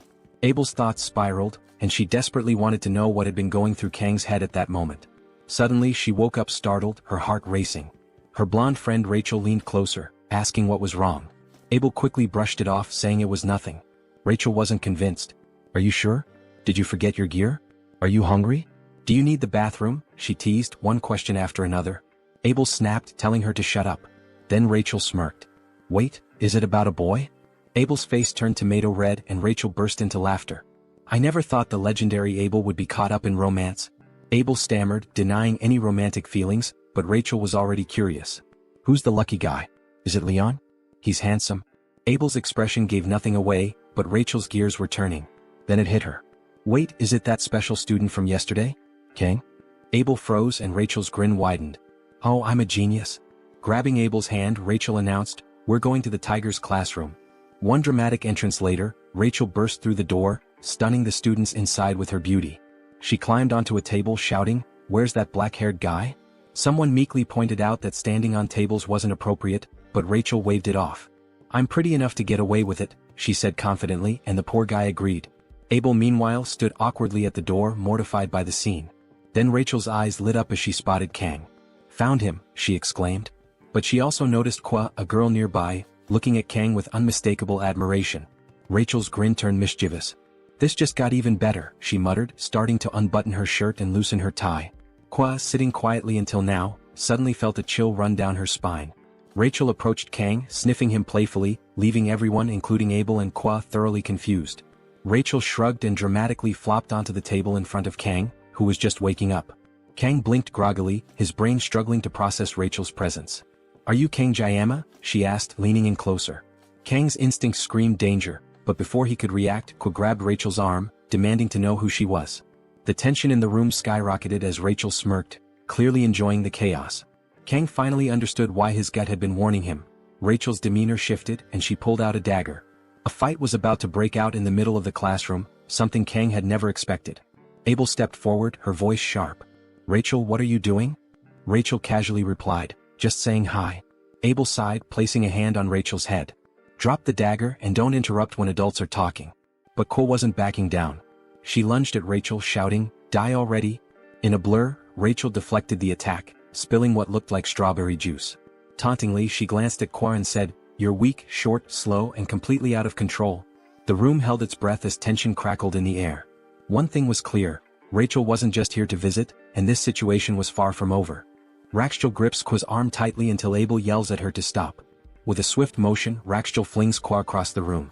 Miraculously, Kwa lands gracefully on her feet like an angel. The guys in the room are enjoying the drama unfolding. Here's the truth. Rachel hails from the Sword Sinks clan, where raw power is everything.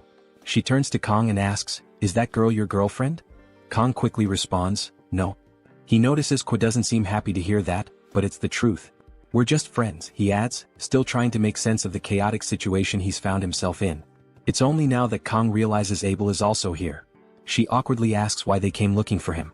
Rachel smirks, saying, Abel's interested in you and I wanted to see for myself. Abel immediately flushes and stammers, when did I say that? She tries to explain but only ends up confusing everyone even more.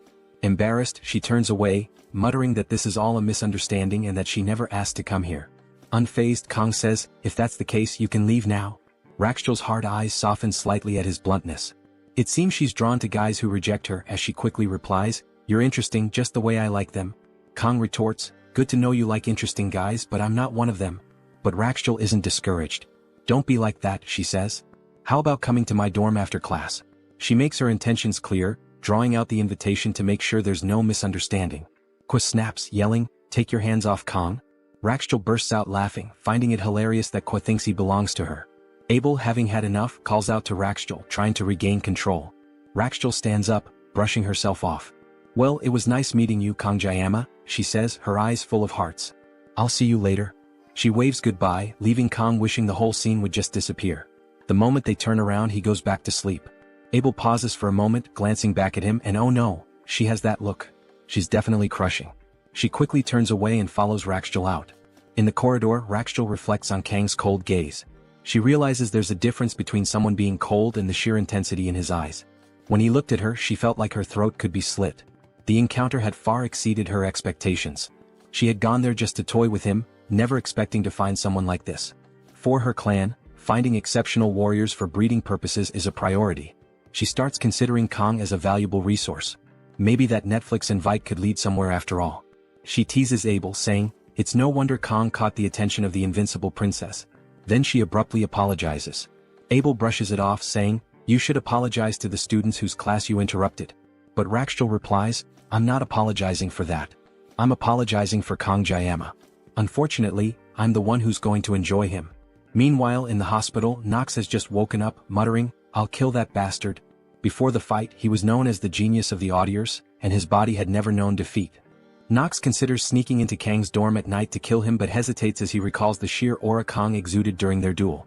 Determined nonetheless, he shoves a nurse aside and storms out, vowing to rally every audier to take Kang's head. Nox also plans to reclaim Chloe, whose potential he believes might even surpass his own.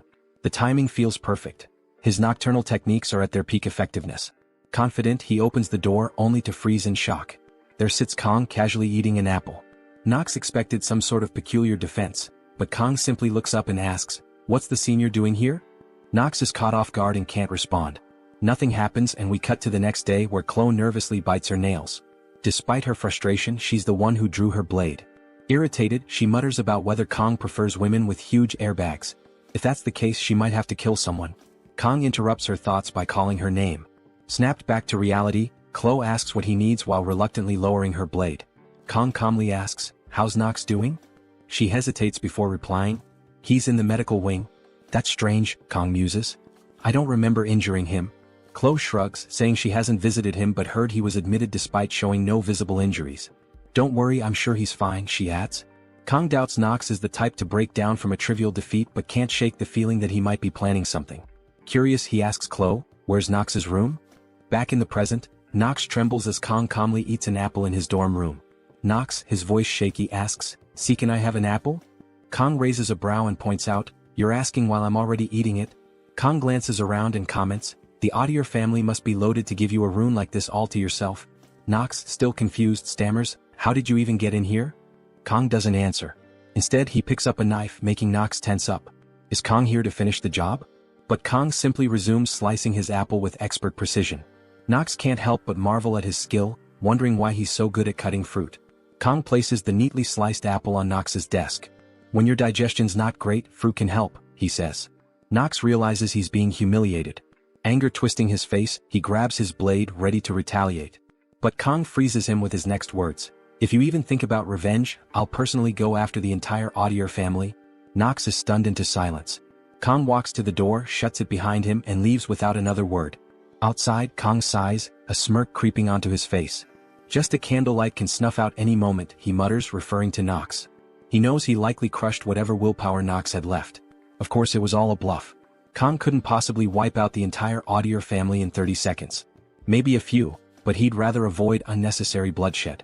As he walks away, Kang reflects that he feels like he's in the eye of a storm. This wasn't the plan, but he's adapting. If Nox backs off, it'll be one less problem to deal with. But Kang's real concern lies elsewhere, with the crazy girl who was meant to be the protagonist's first approach in the original story. He knows he needs to plan his next move carefully. With the upcoming competition looming, Kang resolves to take it seriously. The reward, the legendary Murism, is something he desperately needs. The challenge?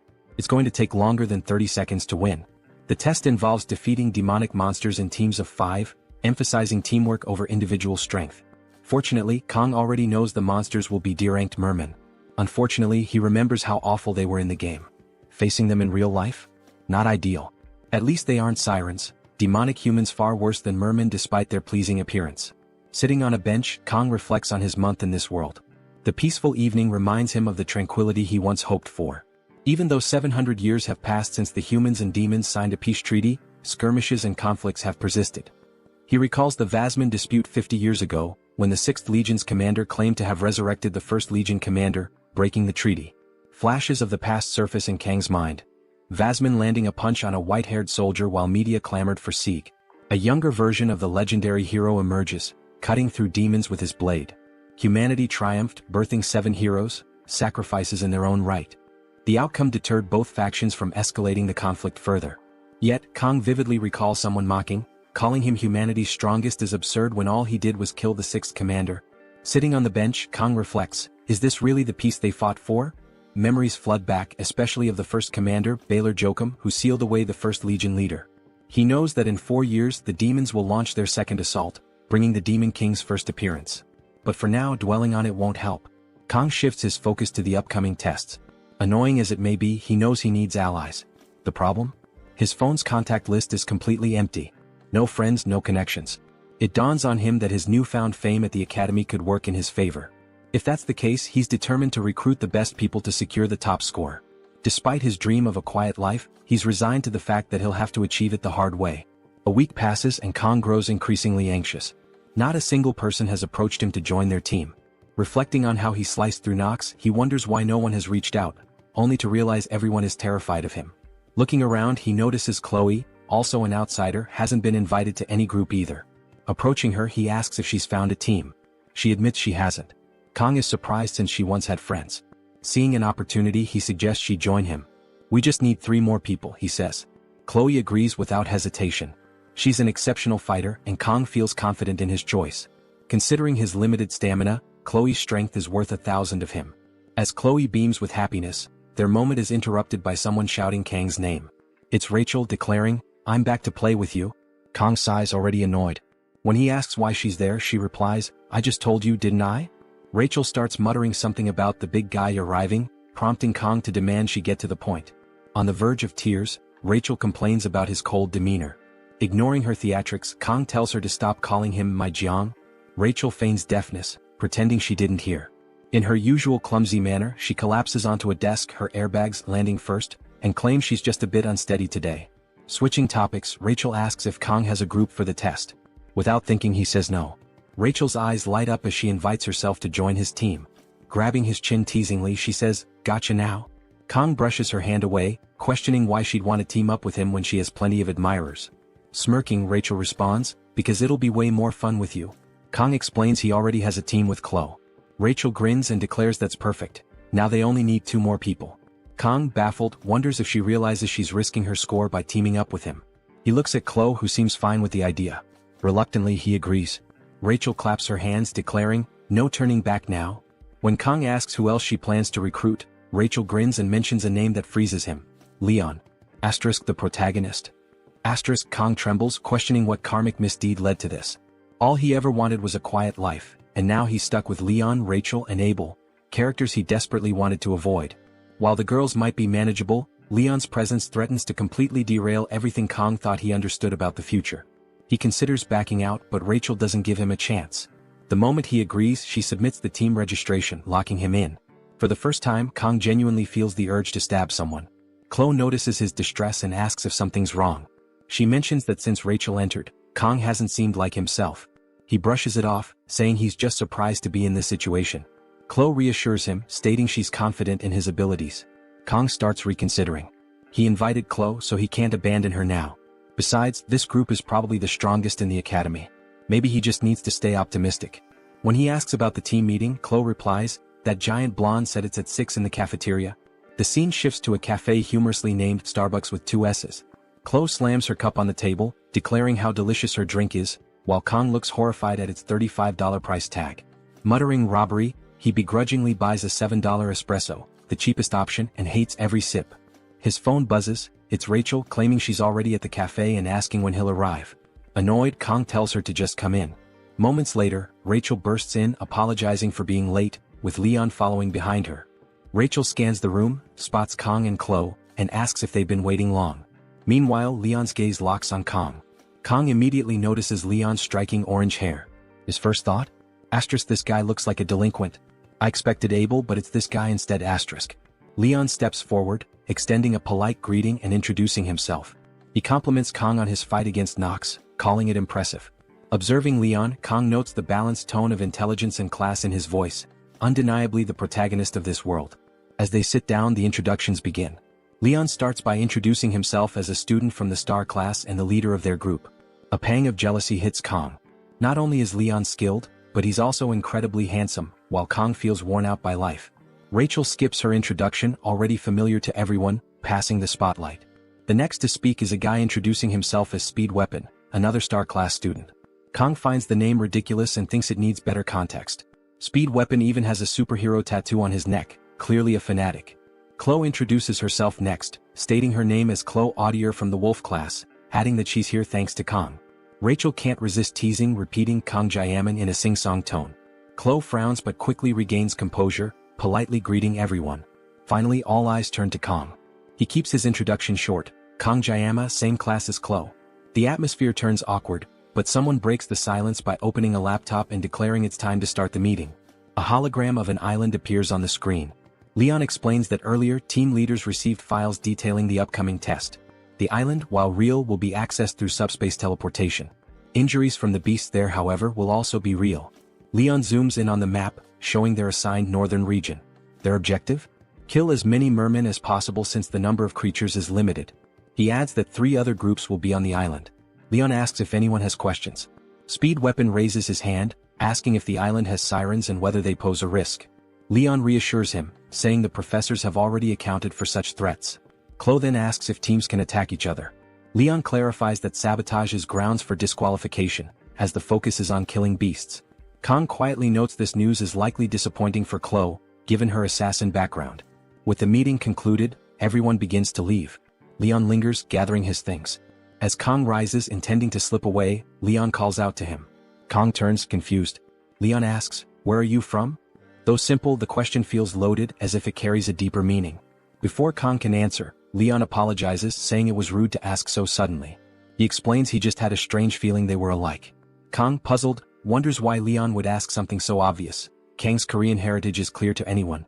Leon dismisses it, telling Kong to forget the question, and begins to leave. But Kong instinctively places a hand on Leon's shoulder, stopping him. "Wait," he says, surprising even himself. Without thinking, he asks, "Where are you from?" Leon raises an eyebrow but replies calmly, "Germany." He gently removes Kang's hand and walks away, leaving Kong standing there, confused and questioning himself. Why did he feel compelled to ask that? Could Leon be from another world just like him? The idea seems absurd, yet Kong can't shake it. If someone had to take over a body, the protagonist would make far more sense than a random side characters. He glances at his blade, recalling how his reasoning sharpens when its power activates. Determined, he focuses on the existence of Leon in this world. A familiar voice whispers to him, confirming what he suspected.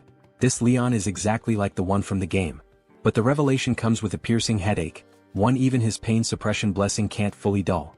Even so, Leon's earlier comment about their similarities lingers. Seeking answers, Kong looks up Leon online but finds nothing useful. He curses himself for never paying attention to the male characters' backstories in the game. Trying to reassure himself, Kong thinks, it's just one encounter. Nothing will go wrong, yet the unease remains, leaving him with more questions than answers. If it happened again, Kong decided he'd consult the media. One thing he noticed was how much calmer he'd become in situations he'd normally avoid, possibly an effect of one of his blessings. Opening his skills menu, he saw his assimilation rate had increased from 2.5 to 6.8. Mental fortitude and weaponry stats were unchanged, and while his physical power had slightly improved through training, Kong was confident his weaponry skill would rise once he got his hands on the Murasum. But what exactly was this assimilation stat that kept increasing? The only unusual events recently were his fights with Nox and CLO. Could it be related? Unfortunately, he had no way of confirming it and no one to ask. Suddenly, a notification appeared, informing him that he'd achieved a certain number of blessings, triggering adjustments. He noticed his pain suppression blessing had been upgraded from 30 to 40 seconds. Finally, his efforts were paying off. Time flew as Kong trained physically, attended group meetings, sparred with CLO, and dodged Rachel, who seemed glued to his side. With just one day remaining, Kong threw himself into training, slicing even the droplets of sweat that fell. His precision was impeccable and he felt ready for the exam. When the day arrived, an enormous subspace gate loomed before him, radiating a far more imposing presence than the training gates. Someone called his name and he turned to see his group fully armed and ready. Among them, Rachel's oversized halberd stood out, though her weapon wasn't the most intimidating thing about her. She teased him about being late as Leon urged him to hurry, while Speed Weapon stayed silent as usual. CLO greeted Kong cheerfully as he joined at the back of the group. Walking with them, Kong was impressed by everyone's equipment. Rachel wielded an S-rank halberd called Vermilion Phoenix. Leon didn't yet have his iconic Balma, but Speed Weapon wore a strange tube-like device on his chest. When Kong stared at it, Speed Weapon snapped, "What are you looking at?" CLO explained it was a healing support item, an S-rank artifact worth millions. Kong thought it was impressive, but Speed Weapon warned him to stay away. Suddenly, a voice announced the start of the exam. The professor addressed them, saying, "You seem ready, but remember, you're cadets, not heroes. Be cautious and don't take unnecessary risks for extra credits. Anyone injured can withdraw anytime." Leon stepped forward, rallying the group. "The time has come. Let's give it our best." The day Kong had prepared for was finally here, though CLO seemed uneasy. When Kong asked, she admitted her fear of sirens appearing on the island. He reassured her, reminding her that the instructors had cleared the area. Later, he learned her homeland had been devastated by siren attacks in the past. The professor signaled for them to step through the gate. Ruffling Cielo's hair, Kong said, "Let's go." Blushing, she stammered, "With Jayama around, there's nothing to worry about." As they entered the portal, Cielo suddenly heard Kong shouting her name. Snapping out of her daze, she realized she had zoned out. The group was discussing whether to call an instructor, frustrated by their lack of connection in subspace. Someone was already sprawled on the ground. The nightmare had begun. A siren appeared before them. Before that moment, the group had arrived on the island of Scapulae. The journey left everyone vomiting except Kong, who stood unfazed. Leon, impressed, asked how he was fine. Kong shrugged. "I never get seasick." Before they could regroup, a merman appeared. Smaller than expected, Kong felt foolish for taking the mission so seriously. It seemed easier than anticipated. Leon clarified these were the smallest mermen, and they'd grow larger closer to the central area. Their priority was finding CLO, who had somehow been separated. Moving through the forest, Leon warned everyone to stay alert, sensing her nearby. Suddenly, a red blur descended from the trees. CLO landed in front of them. Leon scolded her. "Why were you swinging like a monkey?" CLO admitted she was trying to stay unnoticed. She reported a cave 500 meters ahead. The group soon stood before the cave, its entrance dark and foreboding. Inside, dozens of glowing eyes reflected the firelight. Mermen filled the cavern. Rachel estimated 50 to 60 of them. They discussed their options. Clearing this horde could secure first place, but the risks were high. Ultimately, the decision rested with Leon. Earlier, they had agreed CLO would scout the island.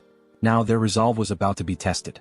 Leon had assigned Kong to the rearguard to deal with any threats from behind, a role Kong gladly accepted, appreciating the relatively light responsibility.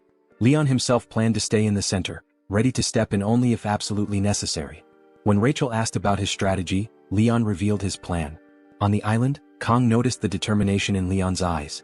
Leon called on Rachel, who prepared her halberd, charging it with energy. With a Spartan-like throw, she sent it hurtling toward the merman's fire pit. The rest of the group stood in shock, questioning if such an elaborate move was necessary just to deal with fish. Before the merman could react, CLO darted in, snatched up the halberd, and used it to cut through two of the creatures with swift precision. She recalled Leon's directive, "Take down as many as you can." Her confident response echoed in her mind, "Of course." Meanwhile, Speed Weapon played a melody on his flute, activating a blessing that threw the mermen into a panic, scattering them in confusion. Empowered by the blessing, Rachel began dispatching the creatures with astonishing speed, counting each kill. 11, 18, 22, 24, she muttered as her blade danced through the air. Thanking Speed Weapon for his support, she switched to her personal weapon, activating her cat blessing. With a single strike, she felled 8 mermen. 2 more lunged at her from above, only to be swiftly cut down. On the other side of the battlefield, Rachel had already dispatched 45 enemies. The two women soon found themselves heading toward each other. Just as they seemed on a collision course, a massive merman leaped onto their path.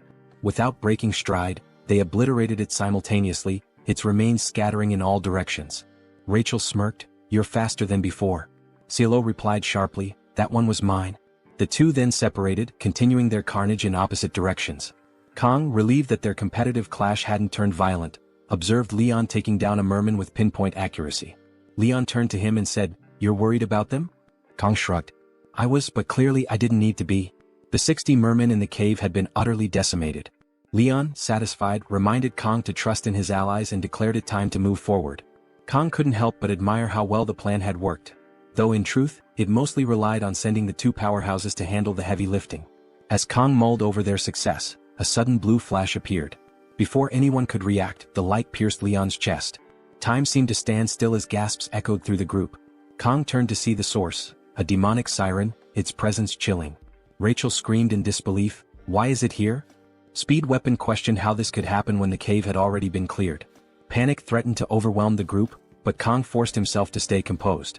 He stepped forward, his voice cutting through the chaos. "I'm the only one thinking clearly right now." Kong ordered Speed Weapon to heal Leon immediately. Turning to CLO, he instructed her to escape and warned the cadets and instructors to evacuate. CLO hesitated, but Kong reasoned that fleeing with Leon in his condition was impossible. It was imperative to alert everyone before more enemies arrived. After a moment's hesitation, CLO nodded and ran off to carry out the orders. Rachel, furious, demanded to know Kang's plan. He simply told her and Speed Weapon to focus on the smaller threats. Closing his eyes, Kong muttered, "I've never enjoyed dealing with small fish. It's the big catches that show real skill." He then turned to them with a smirk. "This is my specialty. Demons wield a unique power akin to human blessings. Magic." Leon fell to a single ordinary attack powered by it, underscoring the stark difference in strength between humans and demons. Despite wielding the blessing of the sword god, Kong isn't confident he'll emerge victorious. As he moves forward, the narrative highlights that even in the original game, subduing a magic-wielding demon required a full party. Now standing face-to-face with the demon mermaid, Kong acknowledges the impossibility of soloing a raid boss. But with Chloe still 10 minutes away, his only option is to cut down this monstrous fish in 40 seconds. Equipping 2 sashimi knives, Kong shifts from a single sword style to dual wielding. The system informs him that his nerves have steadied, his mental fortitude has increased, and his blessing will now adjust to his level. The blessing of the sword god activates, and Kong, now looking more demonic than the mermaid, thinks it's been a while since he's done proper sashimi. While Kong readies for battle, Rachel is a powerhouse on the battlefield, skewering mermen left and right with her halberd. One slimy creature attacks her from the side, but she blocks and retaliates, obliterating several in a single strike. Despite her strength, Rachel begins to tire as the mermen keep spawning. Speed Weapon, overwhelmed with healing Leon, can't assist her. Leon's wounds are deep but slowly recovering. Watching Kong prepare, Speed Weapon recalls the absurd strength he saw in their duel and wonders if Kong is simply insane. The mermaid powers up but Kong doesn't care, he's ready. Speed Weapon, unnerved by the oppressive presence of both Kong and the mermaid, fears it might be too late to stop him. The mermaid launches a water beam but Kong, fully focused, dashes forward, evading it. While dodging, Kong assesses her as a long-range attacker using water magic. He doesn't know much about magic but to him she's just flesh and bone. When the mermaid fires another beam, Kong jumps over it and slashes at her. She uses her water magic to distort the attack, making it feel as though he's cutting through water. Attached to the pond, she readies a water drill aimed at Speed Weapon. Just as she's about to strike, Kong slashes off one of her fins. The cut is too shallow and she retreats into the water before he can follow up. Kong recognizes the difficulty of predicting her movements and wonders if she's targeting the injured on purpose. Speed Weapon calls out to him and Kong briefly checks on Leon, asking if they're holding up. Speed Weapon confirms they're fine, and Kong charges back into the fight, telling Leon he's counting on him. Speed Weapon, reflecting on Kang's words, recalls a past conversation about heroes sacrificing themselves for hope. While the academy is full of aspiring heroes, Speed Weapon hasn't seen anyone embodying those ideals, at least not in the dragon class. Watching Kong fight, Speed Weapon realizes that Kong might be the hero he's been searching for, even if Kong himself rejects the title. The mermaid summons glowing piranha-like creatures and launches them at Kong. With impressive agility, he dodges and spins through the attack, noting that these magic fish are slower than the water beam. The fight intensifies as Kong continues his relentless assault. The magic fish missiles begin tracking Kang's movements, adapting to his evasive maneuvers. The mermaid, clever and cunning, hurls a massive stone at him, aiming to trap him between the homing fish and the rock. But Kong, ever resourceful, slices the stone into blocks midair and avoids the attack entirely. As the battle progresses, Kang's movements become sharper and faster. He effortlessly dodges the homing fish, frustrating the mermaid, who grows more annoyed with each passing moment. In retaliation, she launches even more fish his way and swiftly moves to target Speed Weapon. Rachel yells a warning, snapping Speed Weapon's attention to the mermaid's true intentions. It's clear now, she's been aiming for the healer all along. In a game, taking out the healer first is a solid strategy, but it seems her ultimate target is Leon, the supposed hero. Speed Weapon, bracing for the worst, is sure his end is near. However, Kong, still dodging the fish, manages to slash the mermaid's arm. It's another shallow cut, and Kong chastises himself for not dealing a more decisive blow. Furious at losing her arm, the mermaid channels her anger into the severed limb, powering it up. It slams into the ground, unleashing a devastating beam of light that tears through the side of the cave. The homing fish trailing Kong collide with the mermaid, erupting on impact. Meanwhile, outside the cave, a blue-haired student and their alluring instructor notice the power beam. The student remarks on the flash of light and the roaring sound that followed. Rain begins to fall, and the instructor, smiling cryptically, suggests they move quickly and evacuate the wounded. Though she attributes the phenomena to lightning and thunder, her demeanor is suspicious. Back in the cave, the beam attack has caused cracks and a massive opening. The retreating mermen are in disarray, searching for their queen. Rachel notices the shift in their behavior, while Kong, annoyed, reflects on his failed attempts to land a fatal blow. He suspects the mermaid is buried under the debris but doubts she's dead. His suspicions prove correct when a sudden surge of aura emanates from the rubble. Emerging dramatically, the mermaid leaps from the debris, her aura flaring and anger palpable. Kong removes his jacket and tosses it to Rachel, instructing her to protect Speed Weapon and Leon now that the smaller mermen are gone. Rachel acknowledges the order while Speed Weapon, still playing his flute, watches in disbelief. Initially thinking Kong was a madman, He now wonders if he's witnessing the rise of a legend. Kong rolls up his sleeves, finally free to focus on the fight. With only 10 seconds left, he resolves to make up for lost time. The mermaid, enraged and wielding all her power, charges at him with relentless fury. Kong, undeterred, closes his eyes to center himself. When he reopens them, a sinister darkness envelopes his left eye. His demon mode has activated. "I'll cut everything down," Kong declares, dashing toward the mermaid. Chloe bursts out of the cave, her only thought being to run faster and faster. She can't stop, won't stop, even as her legs scream in protest. Her blessing fuels her desperate sprint, slicing through trees in her path with sheer determination. Despite the pain and exhaustion, she pushes forward, Gioma's instructions echoing in her mind. She must find the instructors. Thoughts of Kong flood her mind. To Chloe, he's the strongest person she's ever known, but fighting has never come naturally to him. He only draws his blade when absolutely necessary, and even then, it's with reluctance. She reassures herself that Gioma made the right choice in trusting Kong with this battle, though the mermaid's strength unnerves her. Chloe wishes she were stronger, capable of lending a hand, but her doubts are interrupted by a distant explosion from the cave. She stops briefly, glancing back at the blast, her eyes welling with tears. She whispers a desperate prayer for Gioma's safety, but there's no time to linger. With renewed urgency, she sprints forward, dodging obstacles, sliding through mud and shouting for anyone to help. Her voice cracks as she cries out, rain mixing with her tears, but her sharpened senses detect something, a merman presence to her right. Acting instinctively, she leaps and attacks, only for her strike to be parried. The defender is none other than Abel, the main waifu, who meets Chloe's gaze with equal surprise. As Chloe lands, she gasps out an apology for the attack, relieved beyond belief to have found someone. Exhaustion overtakes her and she collapses to the ground. Abel's group, busy fighting off mermen, accuses Chloe of being insane for ambushing them. They prepare to retaliate, but Abel halts them, recognizing Chloe's face. Barely conscious, Chloe begs for their help, explaining that Gioma is in grave danger. Meanwhile, Speed Weapon is awestruck by Kang's battle against the demonic mermaid. Watching him fight is like witnessing a master chef skillfully handling a live fish on a cutting board.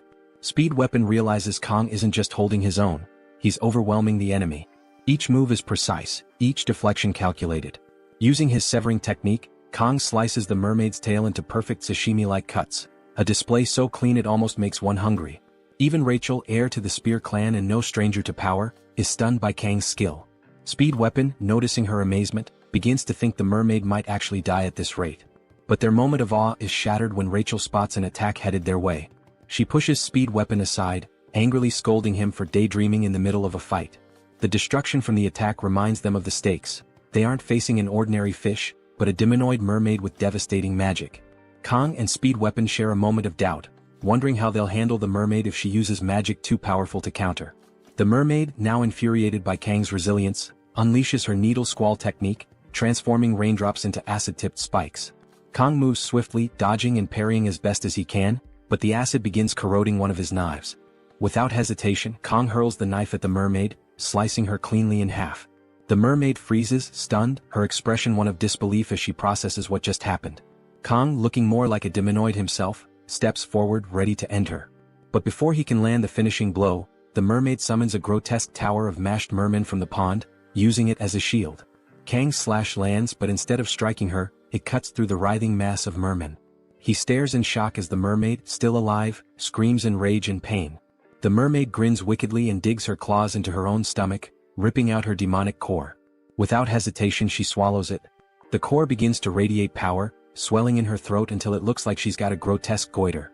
With her glowing throat aimed at Kong, she prepares a devastating magical beam, her desperate all-or-nothing final attack. Speed Weapon, watching in terror, screams at Kong to get out of the way, but it's too late. Kong freezes, unable to evade, and the beam hits him directly. The scene shifts, and we see Kong standing in a vast expanse of water, bewildered and trying to piece together what just happened. He touches the water, realizing he's not alone. Surrounding him is an endless blue ocean under a sinister, demonic red sky. A voice calls out, "It's the system." The system begins to explain something, but Kong cuts it off, declaring, "I already know." Suddenly we're back in the fight. Instead of dodging the mermaid's magical beam, Kong had spun his knife midair, catching it in a reverse grip. With rain pouring in chaotic sheets and death bearing down on him, Kong had calmly severed not just the mermaid, but her magic too. This is the truth of his blessing. Whether it's magic, tangible or intangible, if Kong slices it, it gets cut. The rain pours relentlessly, drenching the battlefield. Kong stands over the lifeless body of the demonic mermaid, his knife and her corpse drenched in blood and rain. The mermaid's twisted, wrinkled form lies motionless, her head at an unnatural angle. Kong looks absolutely monstrous, his expression cold as he gazes down at her. A faint bubbling noise emerges from her body, and Rachel and Wet Pen exchange worried glances. Is it really dead? Wet Pen mutters nervously. Without hesitation, Kong raises his knife and delivers another slash, severing the mermaid's head. He kicks it into a nearby crater without a second thought. Wet Pen stands frozen in disbelief. He did it? Kong Jayama, a freshman, defeated a demonoid on his own, he whispers. Rachel and Wet Pen are still reeling from what they've witnessed when blood suddenly pours from Kang's wounds. His body falters as he drops his knife and collapses to his knees. Rachel rushes to his side, cradling him as she calls out for help. Meanwhile, Wet Pen notices movement near the cave's entrance. His hand instinctively moves to his weapon as he braces for another attack. But instead of the merfolk returning, he spots familiar faces, Abel and her group, carrying an unconscious Chloe. Relief washes over Wet Pen. It's about time they showed up, he mutters. One of Abel's team members shouts, "What the heck is that?" Their eyes land on the wreckage and the mermaid's mutilated body. Rachel clings to Kong, tears streaming down her face. Why is a mermaid here? And why is everything destroyed? Abel demands. The students gather around, taking in the scene. Abel's sharp gaze lands on Kong, her annoyance growing as she notices Rachel holding him close. Jealousy flickers across her face. Abel takes a moment to evaluate the situation.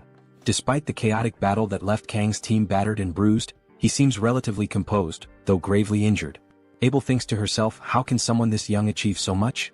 When she asks what happened, Wet Pen doesn't hold back. You expect me to believe the Academy scouted this island properly? What a joke, he says bluntly. Abel tries to rein him in. Explain properly, she insists. Wet Pen narrows his eyes. You don't have to believe me, but here's the truth. A demonic mermaid appeared out of nowhere and Kong defeated it, alone. Abel listens intently, but skepticism clouds her expression. A freshman killed a demonoid on his own? That's absurd, she mutters, though the evidence lies before her.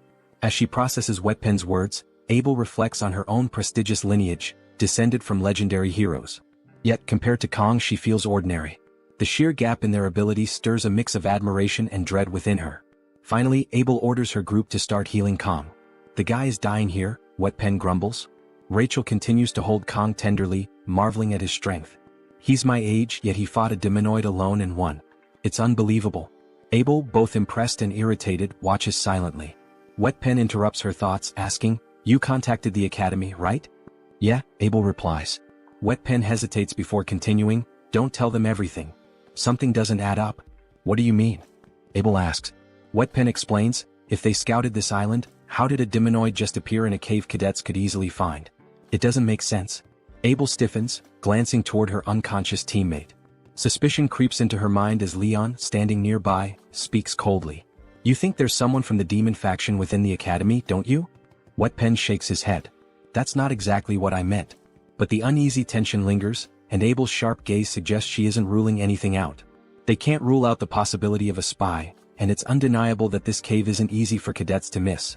As Wet Pen points out, if it weren't for Kong Jayama, Leon's group would have been slaughtered by the demonoid. But the question remains, how did this even happen?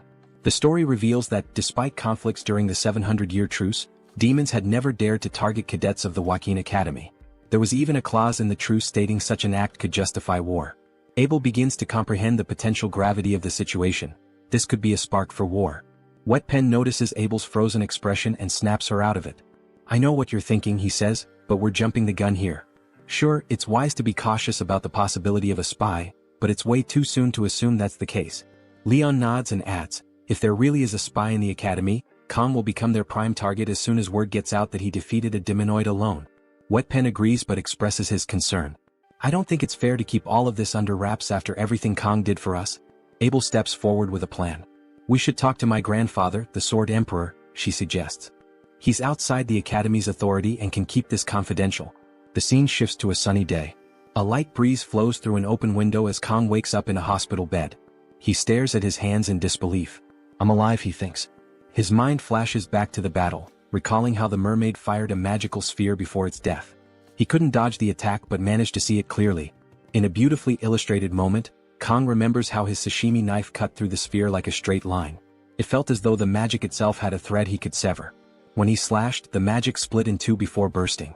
The sensation was unlike anything he'd experienced before, almost as if he had sliced through water itself. Sitting up, Kang wonders about that feeling. After activating the sword god's blessing, he felt things he can't quite describe. As he contemplates the blessing, he opens his stats window. He notices his mental fortitude has increased by 1 point.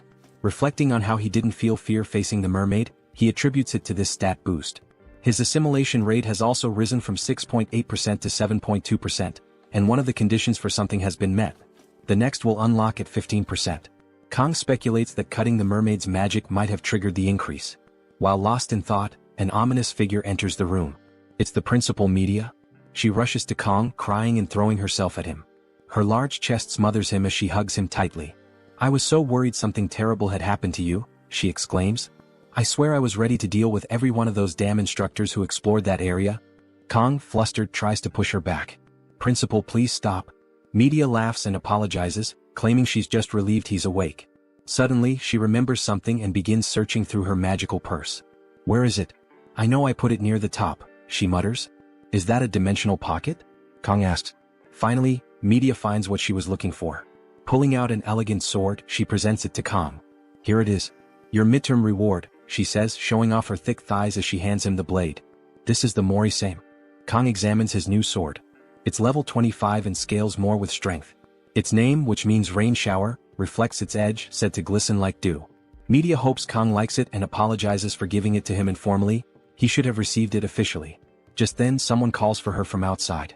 Annoyed, Media turns, showing her irritation and her curves. She yells at the old geezer, telling him to hurry up and come in. It's Zeke, who retorts that she shouldn't call him that. Standing next to him, Media rolls her eyes and asks if he thinks she's acting too young. Kang, observing the scene, feels a strange sense of déjà vu. Kang asks why both Media and the Sword Emperor are there. Media apologetically explains they've heard everything from his teammates. On behalf of the Joaquin Academy, she bows her head deeply, with Zeke following suit, asking for Kang's forgiveness. Kang is stunned. He never imagined the principal herself would apologize. Media, still bowing, expresses her shame that the Academy is to blame for everything that happened during the midterms. She vows on her honor as director to uncover the truth. Zeke thanks Kang for saving the cadets. Kang, unsure of how to respond, humbly says he only did what he could. Media smiles but turns serious again, emphasizing that they need to keep the incident under wraps until the full truth is revealed. She admits, as the Academy's director, it's shameful to say this, but the mastermind behind the incident is within the Academy. Media then lightens the mood, telling Kang he should act more like a teenager and throw a tantrum sometimes instead of being so mature. Kang, slightly amused, stays quiet. After the conversation, Media and Zeke prepare to leave but pause by the door. Media reminisces about the day she and Zeke first met. "You were lying on that bench after enrolling," she recalls with a chuckle. "I told you to shove it and you drew your sword without a word. What was it you said? Something like, 'Don't order me around'? Typical 8th grader syndrome." Zeke doesn't remember any of it. Media sighs, stating it feels like just yesterday, even though she's been at the Academy for 60 years. Reflecting on the Academy's ancient history, she marvels at how small her time there feels compared to its legacy. Zeke, deep in thought, agrees. Despite the occasional major or minor incidents, the Academy has nurtured and protected cadets for 700 years. Media, now surging with green aura, becomes furious. The glass around them shatters as she creates a protective barrier for herself and Zeke. Angrily, Media recalls that before the midterms she had received reports that the instructors had completed multiple surveys of Scapula Island. Even though mermaid sightings were rare, every precaution was taken. Yet things still went horribly wrong. Zeke places a calming hand on Media, pulling her out of her anger. Apologizing for losing control, Media shifts back to her more relaxed self, praising Kang for his incredible feat of defeating the mermaid alone. Zeke acknowledges Kang's extraordinary talent. Reflecting on the countless so-called geniuses who burned out, Zeke admits that Kang is different. If anyone deserves the title, it's Kang, whose potential seems limitless. Zeke wonders just how far Kang might go, questioning if he could reach the pinnacle Zeke once dreamed of. As they leave, Zeke seriously advises Media to stay at the Academy for now. Media smiles at him and asks if he's not going to help her clean up.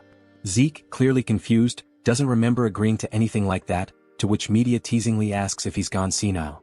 Zeke simply responds, "I don't remember." The scene shifts back to the wolf class where Kang is now back in class. He reflects that the fact he severed the demonoid's head on Scapuli Island seems to have been kept quiet, likely due to the headmaster's instructions. Although it feels a bit awkward to say, he wonders if his classmates are so carefree because of his role in stopping the mermaid. Kang tells us that after his discharge, the first thing he did was visit the school's forge to reshape and enhance his new sword. He muses that his school never had a forge, did anyone else's? Honestly, to Kong, the sword was just a metal rod, given the sword god's blessing, so reforging it was a necessity. The blacksmith, Volander, was full of enthusiasm, especially with it being the 700th anniversary event. Volander didn't charge him anything, instead telling him to come back in a week. Kong feels lucky, hoping for a successful enhancement. Just then, someone calls his name and Kong turns around to see Chloe, now using crutches because of her injured foot. She can't believe Kong has been discharged and asks how he's feeling. Kong asks how she's doing and Chloe smiles, showing her bandaged leg. She explains that her injury happened thanks to Speed, or whatever his name was, and the doctor said she should be able to walk without crutches in a week. Confidently, she adds that as an auditor, she'll recover even faster. Apologizing for getting a bit too excited, she smiles at Kong, who's glad to see she's doing better. He then asks if anything unusual has been happening, to which Chloe tells him she's heard that Director Media and some elders have been at odds. Kong thinks about how, although it's true that he alone defeated the mermaid, it wasn't solely his effort. Everyone had a part to play: Chloe's rescue call, Rachel clearing the merman, Wetman's healing and blessings, and Leon, who did absolutely nothing. Kong wonders how Leon could possibly defeat the Demon King if he was so passive. He considers that maybe it's because Leon got injured first. Suddenly, their instructor enters the class and orders the students to stop what they're doing. He tells them to quiet down and sit, as there are a few announcements before the training assembly. The instructor then informs the class that for the time being, someone will be co-instructing with him, and he introduces them. The whole class wonders who it could be, only to be shocked when the Sword Emperor Zeke walks in. Dressed to impress and looking serious, Zeke walks in front of the class. The students are in awe, and even the instructor bows to him. Zeke, with his glowing eyes, focuses intently on the students, while Kong, now worried, thinks, "What is this old geezer doing here?" The scene shifts to what appears to be an abandoned house, where an old man is being beaten. He tries to apologize but is struck across the face by the sexy pink-haired instructor, who was clearly behind the mermaid attack. The old man is truly sorry and apologizes to Instructor Kim, but she mutters something in demon tongue, her demonic aura radiating as she looks at him. She coldly states, "The 5th Corps commander is enraged." Instructor Kim, holding a worm or perhaps a candy worm, asks the guy she's beating why he didn't cooperate when he had the chance. With a seductive look, she eats the candy worm and comments that he really has a knack for annoying people. The guy attempts to apologize again, but she slaps him across the face. Sucking on the candy worm, she tells him to repeat himself. Annoyed, she mumbles that this is becoming too much. The guy, bleeding, mumbles an apology and Kim kicks him, saying he still isn't taking her seriously. He curses her, calling her a mere instructor and questioning how she dares hurt him. Kim is irritated, disgusted by the blood on her shoes. Cleaning them off, she remarks that it's ridiculous a mermaid was taken down by a group of first-year students, but looking at the new students this year, she wouldn't be surprised if they could do anything. The guy then tries to explain that the mermaid was defeated by just one cadet. Kim asks if it was Leon, but the guy shakes his head. She demands to know who it was, and the bloody guy reluctantly reveals that it was this year's top student, Kong Jiyama. Kim recalls Jiyama, realizing he's the special admission student. Holding and burning the candy wrapper, she understands the situation and finds it exciting. As the wrapper disintegrates, she enters her seductive demon mode. The scene shifts to cadets running and counting after their instructor, signaling the start of training. The instructor yells at them to shout louder since he can't hear them. All the students are running and counting, but one student is sitting on a bench, Chloe, the injured cadet, cheering on the others. Kong looks at her and smiles, feeling jealous. From behind, someone yells at him to pick up the pace. It's the old Sword Emperor Zeke in a tracksuit. He asks Kong if he's still injured from the midterms, and Kong responds that he's fine now. Zeke wonders why the old man is running alongside him, thinking about Zeke's identity. Zeke is a descendant of the first Sword Saint and the right hand of Baylor Wakeen, the Sword Saint Aaron Nebulum. Kong knows that Zeke would later become one of the greatest forces in humanity's coming war, and also Leon's swordsmanship master during the Second Demon War. Kong wonders why Zeke is here now and just wants him to go back to Leon, as the main story is falling apart. Despite his annoyance, he's impressed by how fast Zeke is, realizing that this old man is faster than he is. Kong remembers from the game wiki that Leon never actually received the Sword Saint title, which was a major issue in the game community. He wonders if it matters since Leon could still inherit it, but it still feels uncomfortable. Other students are impressed with Kong and Zeke, with Kong noting that Zeke's speed seems almost poster-worthy, like master and pupil running together. Zeke states that the foundation of any warrior is physical strength and endurance. No matter how talented someone is, it's useless without the body to support it. Conditioning is key to growth. He tells Kong not to cut corners and keep up. Kong, out of breath, shouts back, "Yes, sir." Zeke is pleased and urges him to keep up, dashing forward quickly. Kong struggles to keep up, wondering if Zeke is aging backwards. The cadets are then informed that, unless it's for field training, personal weapons are strictly prohibited. Instead, they must choose from a pile of rusty old farming or training weapons. Zeke tells them to pick one and master it. Some students can't believe it as they have family heirlooms they'd rather use. Kong looks at the pile and notices a sashimi knife. One student raises his hand to ask Zeke if it wouldn't be better in the long run to get used to the weapons passed down by their families. When asked why personal weapons are prohibited, Zeke responds that it's a good question. He explains that mastering the basics is more important than relying on high-grade weapons. The more someone depends on superior equipment, the more they risk neglecting their training. A good warrior shouldn't rely on their weapon alone to make up for shortcomings. A student argues loudly that learning how to use these weapons is even more important. The other students get annoyed, sensing he's just trying to get attention. Zeke responds firmly, saying that no matter how well equipped you are, if your skills are lacking, your weapon will be like a pearl necklace on a pig. A true master never blames their equipment. These words hit Kong like a truck and he agrees, saying it's 100% true. Zeke taps his cane on the ground, stating that once they master the basics, they'll become comfortable with any weapon. He adds that cadets who handle basic weapons well are likely to receive higher scores in the class promotion evaluation at the end of the year. Hearing this, all the students rush to grab their weapons. Kong thinks Zeke knows how to motivate people, and the other students are completely inspired. He had always thought of Zeke as a punching bag for the media, but now he's seeing a different side of him. Kong notices the sashimi knife among the fallen weapons and knew this would happen. Quickly he grabs it. Zeke immediately locks eyes with him and Kong senses something is up. Zeke tells the students that today, they only need to get accustomed to their weapons. He announces a one-on-one sparring session for training. Some students worry they might get hurt without the subspace, but Zeke reassures them. They enrolled in this academy to become warriors worthy of carrying on the legacy of their ancestors. A warrior can only truly grow through combat and the risk of being defeated. However, if they fight recklessly, they might accidentally harm or kill each other. Therefore, before pairing off, Zeke will demonstrate proper sparring. The students are excited to see Zeke's skills as they've only ever watched him on YouTube. The instructor yells for them to quiet down, reminding them that no talking is allowed during lessons. Even the instructor is trembling, thinking that this is the biggest crisis of his life. He fears facing the Sword Emperor, even in a demonstration. He apologizes to his mother, fearing this is the end for him. As he stands there, Zeke stops him and calls out Kong. Everyone moves aside as the two lock eyes, and Zeke orders Kong to come forward. The situation unfolds with the Sword Master, standing tall and serious, calling Kong Jayama to step forward. The background students are amazed, whispering among themselves about how sharp Zeke's sword looks and how intense his demeanor is. More importantly, they are buzzing with excitement because they will be witnessing a demonstration from the Sword Emperor himself. However, the students have no idea who this Jayama person is, and the fact that Zeke personally called him out makes them even more curious. Kong Jayama can hear all the chatter around him, but he keeps his focus. Zeke addresses him directly, asking if Jayama's bones have healed completely. A little hesitant, Jayama replies that he is fine now. Hearing this, Zeke gives a curt nod, takes a fighting stance and instructs Jayama to pick up his sword. Now the two stand face to face, creating a tense atmosphere. Kong Jayama feels a wave of unease. He wonders to himself if this is really just a sparring match. He acknowledges that while his body might be in perfect condition after a long rest, his opponent is none other than the Sword Emperor. If the two of them cross swords, it's clear that things won't end easily. Someone might lose a hand, or, if fate is cruel, a head might even roll. Jayama ponders whether this overwhelming situation could be the influence of divine power. His instincts scream for a fight, but this feels entirely different from what he's used to. When he considers the disparity between himself and the Sword Emperor, he realizes just how much weaker he is. Weighing the consequences, he speaks up and asks Zeke to lower his sword. The background students begin to mock Jayama. Some laugh, saying they knew he would say something like that. Others sneer, calling him a coward. Yet, Kong Jayama pays no attention to their ridicule and stands firm. Zeke, however, doesn't take this lightly.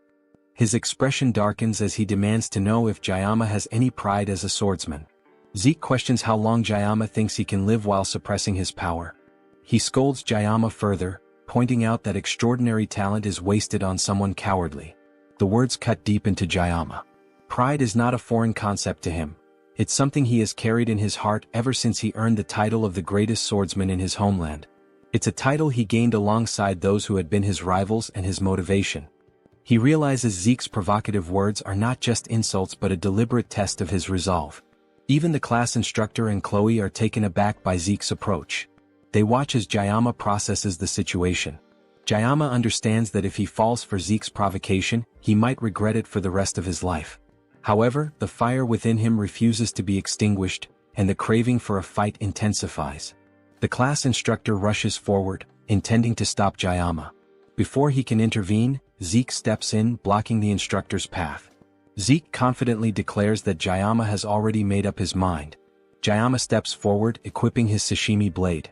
The act summons the blessing of the sword god, manifesting a faint divine aura. This marks the start of a clash between the sword god and the sword emperor. Zeke observes Jayama's movements closely while his mind drifts to memories of his youth.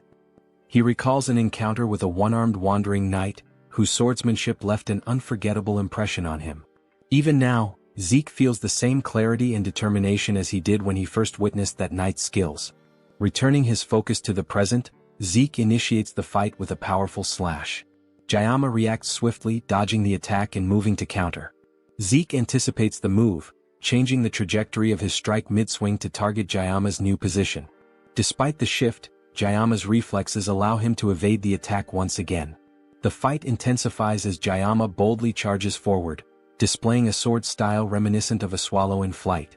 Zeke notes the peculiar nature of Jayama's techniques while parrying each strike with precision. Jayama doesn't let up, launching a series of attacks in quick succession. Zeke eventually lands a counterattack, disarming Jayama and sending the sashimi blade flying from his grip. But Jayama reacts immediately, catching the blade mid-air and slashing at Zeke once more. Zeke blocks the attack, though it forces him to take a step back. The Sword Emperor acknowledges that Jayama's physical strength has significantly improved. Deciding to end the fight decisively, Zeke unleashes his full power, summoning a blue demon-like aura that radiates throughout the room. The students around exchanged uncertain glances, their faces filled with confusion. None of them seemed to understand what was happening. One student observed the two combatants standing still, their gaze locked in intensity. He questioned quietly why there was no movement, no action. Another student muttered his frustration aloud, questioning why the Sword Emperor wasn't taking the opportunity to humiliate Kong Jayama with a clear and decisive lesson. The murmurs spread among the rest, who eagerly anticipated a crushing victory for Zeke. Their expectations for an overwhelming triumph grew with each passing second. Amid the chaos of speculation, the instructor remained silent but attentive. His expression betrayed an understanding of the situation that others had failed to grasp. The instructor had already deduced the truth. He recognized that the confrontation was not unfolding in the physical realm but in a far more dangerous place, the mental realm. He recalled Zeke's prior words, explaining that there would be no real crossing of swords. This battle would be fought in an entirely different arena, one where only those with exceptional mastery could enter. Zeke stood amidst the confrontation, his gaze sharp as he observed Jayama. His initial doubts had dissipated, replaced by a sense of amazement. The rapid development of Kong Jayama's skills had surpassed all expectations. Determined to bring the duel to an end, Zeke unleashed his power. A brilliant blue aura burst forth from his form, materializing into the shape of a demonic entity. The sheer pressure radiating from the aura bore down on Kong, who struggled visibly to maintain his footing under the immense weight. The intensity of the aura rippled outward, penetrating even beyond the confines of the mental realm. Those watching from the physical world felt its presence, their faces marked with disbelief. None could comprehend the magnitude of what they were witnessing. Without warning, the mental realm shattered. The boundaries of the ethereal plane dissolved as the two combatants returned to reality, standing face to face. The instructor's expression changed instantly, his calm composure replaced by alarm. The situation was spiraling beyond his control. Realizing the danger, the instructor moved in haste to intervene. However, before he could act, both Zeke and Kong launched forward with unrelenting speed.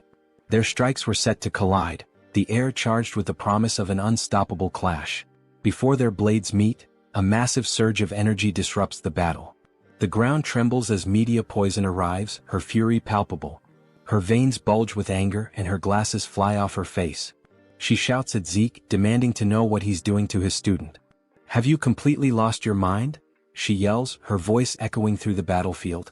Hours later, in Medea's office, Zeke stood with a deeply remorseful expression, apologizing for his actions.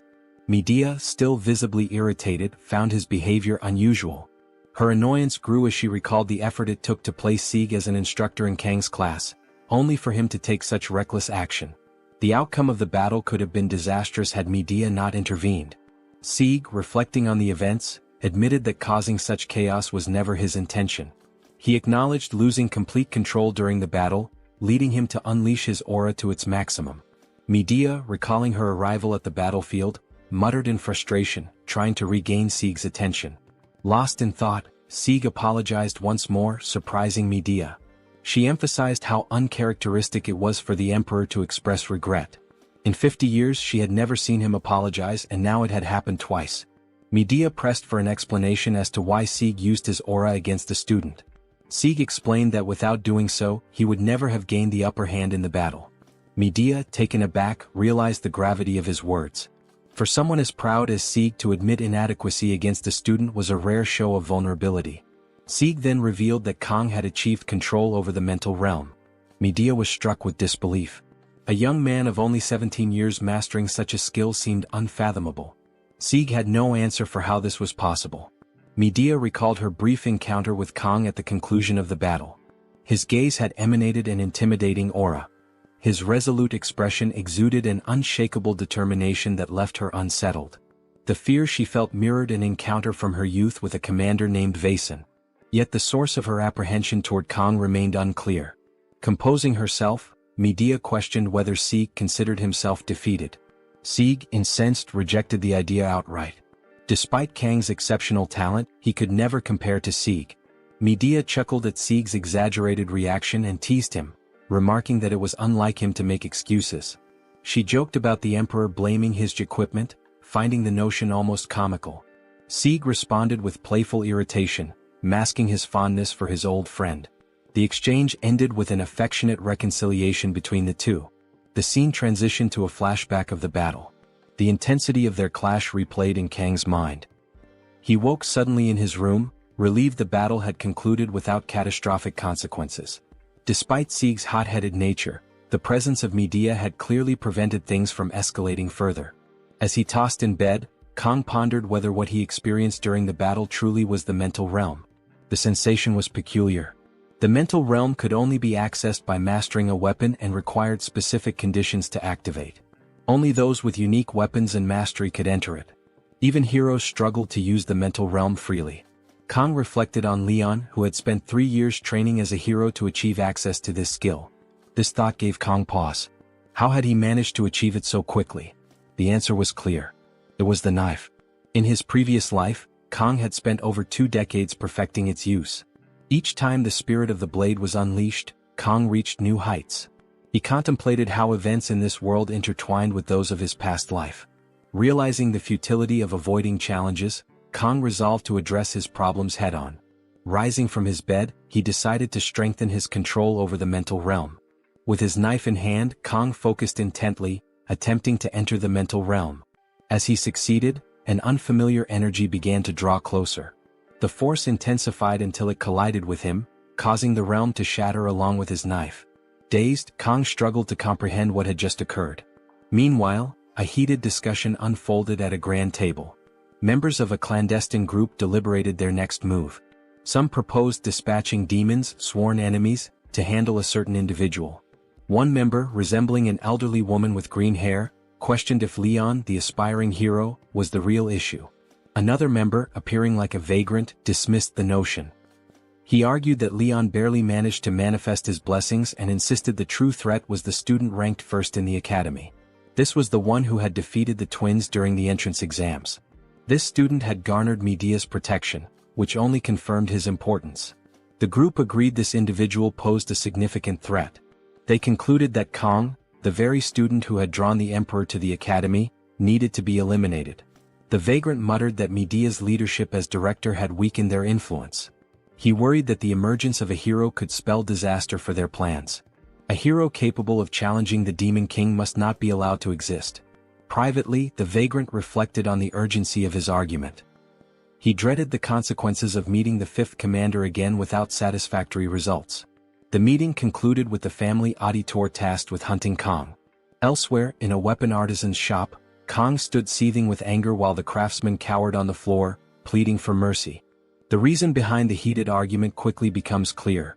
It was about Murasame, which had now dropped to rank E. Kang glared furiously at the blacksmith, who scrambled to explain himself as if his life depended on it. He confessed that in over 30 years of his craft, he had never encountered such an issue. It seemed like the blade outright refused to be forged. With utmost care and technique, he did everything possible to shape the weapon, but with a single strike of the hammer, everything fell apart. Kang, recognizing the blacksmith still managed to deliver decent results, tried to maintain an air of strictness. The blade met the blessing's requirements perfectly, but Kang didn't want to lose his upper hand in the negotiation. The blacksmith then revealed that, despite its low rank, the weapon had the potential to grow to rank A. With future reinforcements, it could become exceptional. He even offered to perform these enhancements free of charge. Kang, however, remained stern, questioning whether the weapon would break again during the process. Desperately, the blacksmith explained that reaching rank A enhancements would require an unbreakable material, a resource that never fails. However, obtaining such material required battling dangerous monsters from the demon army. These rank A monsters were equivalent to the ones Kang fought during his examination, making him weigh the risks. After all, lower-ranking monsters could also yield upgrade materials, and his funds were limited. Kang ultimately struck a deal with the blacksmith, who promised the plan would succeed. Nevertheless, Kang demanded compensation for the loss caused by the weapon's degradation, 10 million won. Shocked, the blacksmith protested that he had delivered precisely what Kang had requested and even promised not to charge for future improvements. But Kang emphasized that a rank B weapon had been reduced to scraps, and in market value, it was now severely devalued. The blacksmith wondered how Kang dared to outwit an adult like this. Threateningly, Kang hinted at testing the weapon's usability if the merchant kept hesitating. In desperation, with nowhere to turn, negotiations began. The blacksmith countered with 500. Then 1,000. Finally, they settled on 800, acknowledging that even scraps of a rank B weapon held significant market value. With the deal closed, a wave of relief filled the room. The scene shifted to Kang, seated on a bench, checking his current stats. While savoring his meal, he noticed increases in his weapon points and the unlocking of additional options. Reflecting on the intense pain caused by using the blessing, he realized the pain had lessened and acknowledged the need to improve this stat further. He recalled how unbearable the pain had been when he first tested the blessing. If he could significantly enhance this stat, perhaps he could use the blessing without suffering. Moreover, by mastering his weaponry, he hoped to grasp the full extent of the power granted to him. As he enjoyed his anchovies and pondered who might have sent him to this world, someone approached him. Chloe startled him by calling his attention. After calming down, they greeted each other. Chloe asked why he hadn't finished his meal, and Kang claimed he had lost his appetite. Kang noticed Chloe had removed her cast, prompting him to question whether she was fully recovered. Chloe assured him she felt much better, though she still needed crutches. She even joked, asking if her bones had strengthened after healing. Kang thought to himself that bones don't work like muscles. Out of nowhere, he removed something from Chloe's face, catching her off guard. It turned out to be a grain of rice. But this small gesture was a critical hit to Chloe's heart. She was so overwhelmed that she fell. Kang helped her up, and during the process, Chloe noticed the blade on the bench. Observing its simplicity, she enthusiastically remarked that it looked cool. She added that even though it was ranky, it seemed pretty good. Kang recalled that detail and began to reflect. Chloe, thinking her comment might have sounded offensive, tried to apologize, but Kang was preoccupied. He responded that the blacksmith would compensate him for leaving the weapon in this condition through refunds and free services. Chloe praised Kang, saying he was already strong without an exceptional weapon and would become even more formidable with one. But Kang, deep in thought, saw no reason to become stronger. He already handled powerful monsters. What he truly desired was to eliminate the pain caused by the blessing. Chloe, once again apologizing, assumed Kang's silence was due to her words. Kang reassured her it wasn't the case and told her to relax. Chloe then began to radiate her Yandere tendencies. Anyone who wronged Gioma or his precious weapon would face her wrath. She declared she would kill them all. Kang snapped her out of it and she regained composure. Suddenly, he felt something strange and turned his gaze toward a tree. Chloe, however, seemed unaware of anything unusual. Both moved toward the tree, and Kang delivered a powerful kick to the trunk, revealing the source of his concern. Nox fell to the ground, exposing that he had been spying on them. Kang looked at him in disappointment, while Nox, now on alert, lamented being caught. Simultaneously, Chloe recognized her brother and Kang armed himself. Both stood ready, anticipating trouble with Nox's arrival. Kang observed that Nox's behavior lacked any intent to fight and demanded to know the reason behind his actions. After a brief silence, Kang reminded Nox of the consequences he faced if he reappeared. Knox admitted his intentions were different this time. Kang insisted on knowing what it was about. Knox revealed that he could have informed Chloe, who would in turn tell Gioma, but he chose to deliver the message personally. It was a matter directly concerning Gioma. The Academy elders wanted to get rid of him.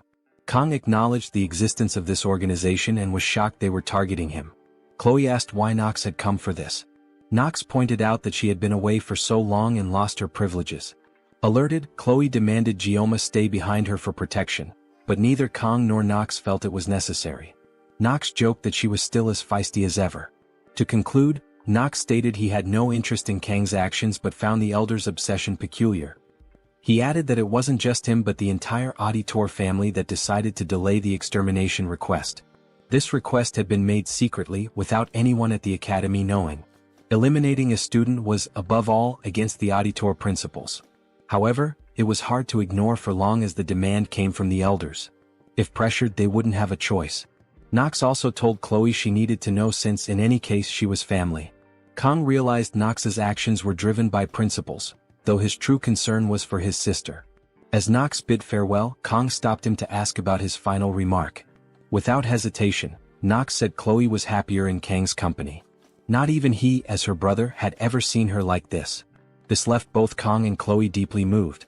Knox concluded that Kang must not let her get hurt, leaving Kang stunned. Facing one another, Kang tried to discern the meaning behind Knox's words. His request for Kang to ensure he wouldn't allow her to get hurt puzzled Kang. Seeking clarity, Kang asked why Knox would make such a request, noting that the only time Chloe had been hurt, it hadn't been Kang's direct fault. Knox studied Kang for a moment, realizing he hadn't grasped the true intent behind the statement. This left Kang even more confused as he observed both Knox and Chloe, trying to piece together what he might have missed. Deciding to change the subject, Knox prepared to ask a question that seemed important to him. Looking at Kang, he asked how Kang had managed to become strong. The question shifted Kang's demeanor. Instead of answering directly, Kang replied with a question of his own. Could he truly be considered strong? The question led Kang into a moment of reflection. He thought about the concept of strength and the Emperor, whose immense power served as his standard. To Kang, true strength meant being capable of handling any threat, no matter the situation. By this measure, Kang saw himself as lacking. With his limitations, he could only act effectively for less than a minute each day. Despite his past accomplishments, he didn't see himself as truly strong. As these thoughts passed, Kang also realized that Knox had used Chloe as an excuse to share something personal with him. This made Kang wary, as he considered it risky to share anything too significant about himself with someone who might misuse the information. Redirecting his attention to Knox, Kang decided to turn the question back on him.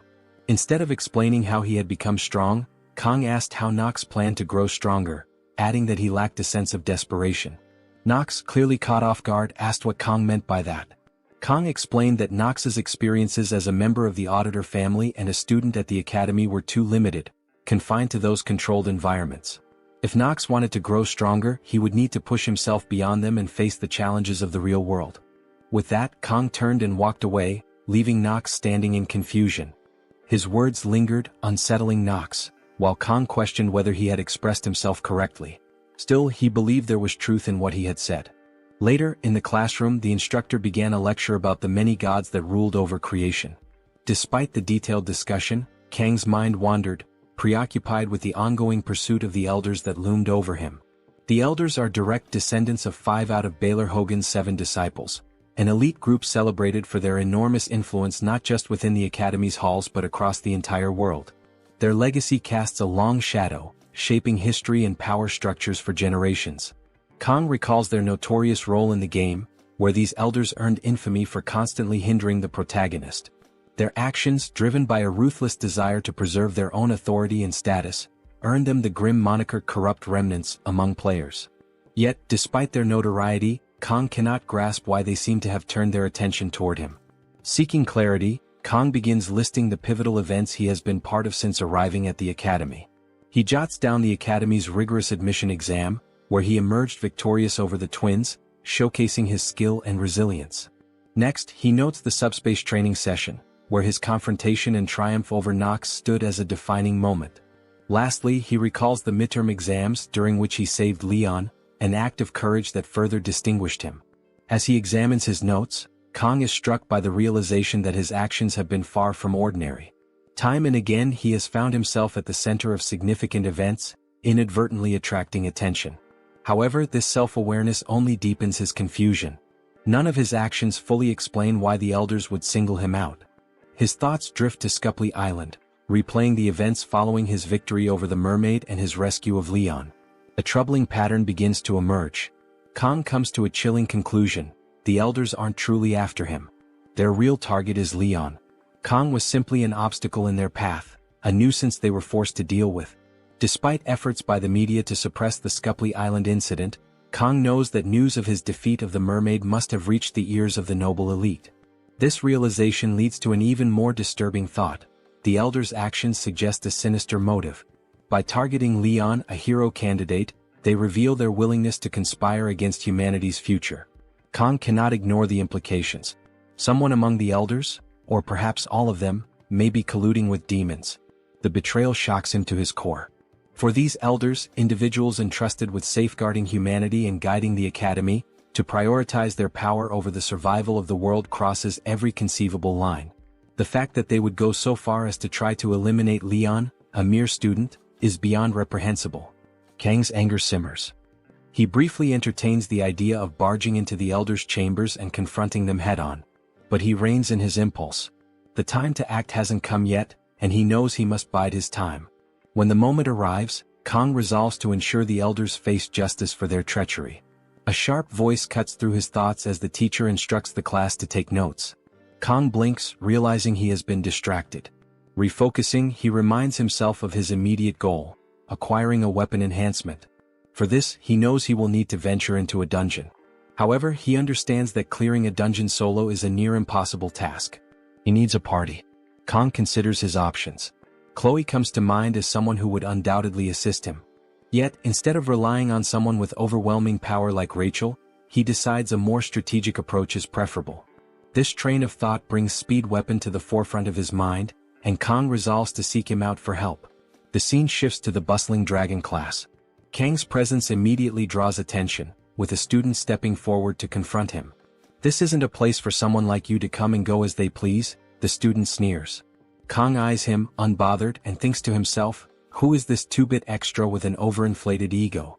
With 2 decades of experience in the food industry, dealing with all sorts of difficult customers, Kang finds the situation almost laughably familiar. He calmly warns the student, "Don't waste my time or I'll deal with you myself." Enraged, the student lunges at Kang. To Kang, the attack feels sluggish, almost comical. He notes how easily he could counter it, but before he needs to act, a figure intervenes. Speed Weapon steps in, delivering a decisive punch that sends the aggressor sprawling. The commotion draws a crowd, with students gathering to witness the scene unfold. Kang's confidence remains unshaken as he exchanges a glance with Speed Weapon, silently acknowledging the start of their next collaboration. Kang reflected on the situation, considering the unique abilities he had encountered. The thought of a strength healer struck him as unusual, something beyond the norm of strength mages. As he pondered this, Speed Weapon interrupted his thoughts, asking if Kang had come to find him. Without waiting for an answer, Speed Weapon suggested they move their conversation outside, and the two stepped out to talk in private. Kang outlined his plan, explaining the need to form a party as quickly as possible. Speed Weapon agreed, emphasizing the importance of teamwork in tackling the challenges ahead. He proposed a straightforward deal: the rewards from the dungeon would be shared among the team, while Kang would have sole claim to the magical beast materials. After explaining the arrangement, Speed Weapon turned to Kang, seeking confirmation with the question, "Did I get that right?" Kang responded honestly, stating that if he were to attempt to recruit a party on his own, the only person who might agree to join him would be Chloe. He added that Speed Weapon's connections to the Dragon class could make the process significantly easier, or so he thought.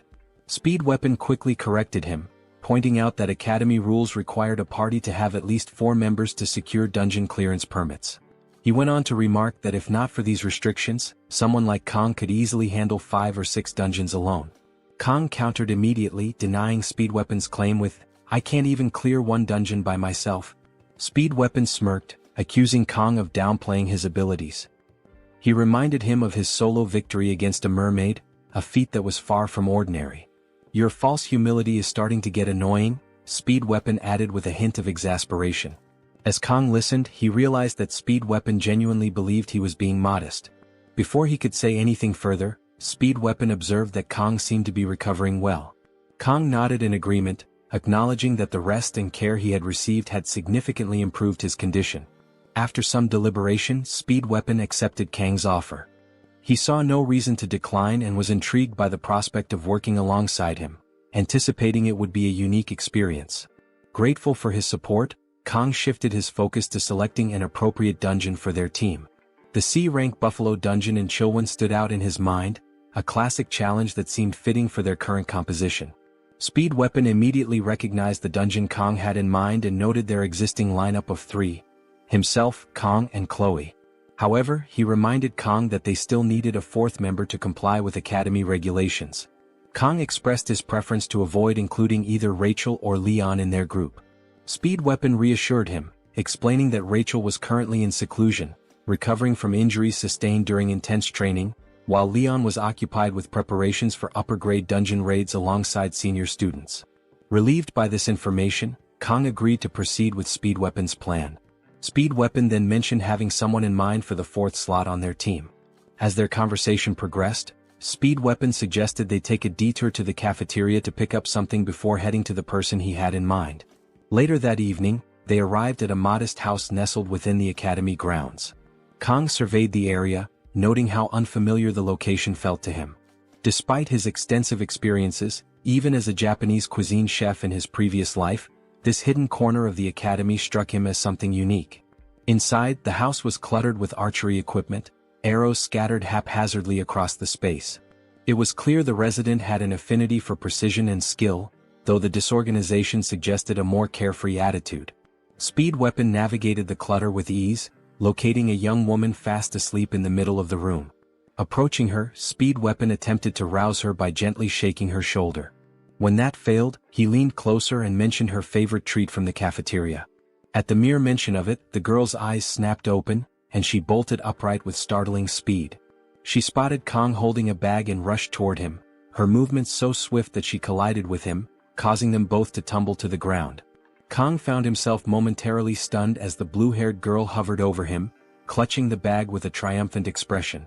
Inside, as she eagerly opened it, she discovered chocolate. Her face lit up with delight, and she immediately began enjoying the treat, oblivious to the awkward position they were in. As Kong tried to process what had just happened, the girl looked up at him with sparkling eyes, her expression filled with anticipation. It was clear she was already hoping for more chocolate, her joy at the moment seemingly boundless. Kong, still on the floor and taken aback by her energy, realized this was the person Speed Weapon had in mind for their team. Kong then recalls the time when he was at work and rushed to hide in the bathroom to check the game. Excited, after spending his hard-earned money, he smiled at the possibility of obtaining the heroine in the game. Kong, tired of being surrounded by men everywhere, thought he would finally find some relief right after making the game's payment. However, the RNG betrayed him and reality was far from joyful. Instead of Abel, the character who was supposed to be one of the game's main leads and the reason he became obsessed with it, the system rewarded him with Saki. Yes, the oddball who threw herself at him for chocolate. The cursed Yangang. Kong was in shock at the outcome. Reflecting on the game's narrative, where Leon was the protagonist surrounded by waifus, there was one standout among them, Abel, highlighted as the primary heroine.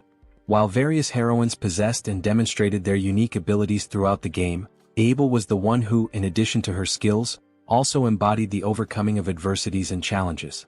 Such a bond could only result in a romance. This story left Kong so captivated that it drove him to invest 149,000 won in an attempt to obtain Abel. Her prominence also rendered the other waifus less significant when it came to relationships, reducing them to mere weapons. Among these lesser-valued waifus, there was one who was the ultimate champion of failure, the strong contender for diabetes. Now, inside the game, Kong once again found himself face-to-face with the chocolate fanatic. His first-rank Kong was still deep in thought as she asked for more chocolate. When she didn't receive a response, she became frustrated at how lost in his thoughts Kong seemed. Kong then realized why Speed Weapon was so confident about choosing the fourth member. Knowing the character, she was in fact one of the best DPS characters with long-range capabilities, thanks to her skill-based attacks, which differed from Leon's. Finally, one very important point stood out. Since she was a failure in terms of narrative importance, her participation in the group wouldn't heavily impact the story's plot. Or would it? Kang then wondered if everything would work out. Shifting focus to the scene, the future diabetic approached Speed, asking why they had come to her house. He stuttered and she, impatient, demanded he spit it out. Speed then introduced Kang, asking if she remembered him. She ate a piece of chocolate again as if to activate the part of her brain responsible for memory, and only then responded that she did. Speed explained that they had gathered that afternoon. He stammered again and she once more urged him to hurry up. Speed continued explaining, this time recounting how he had arrived in class and been approached by the big guy. Once again she hurried him along.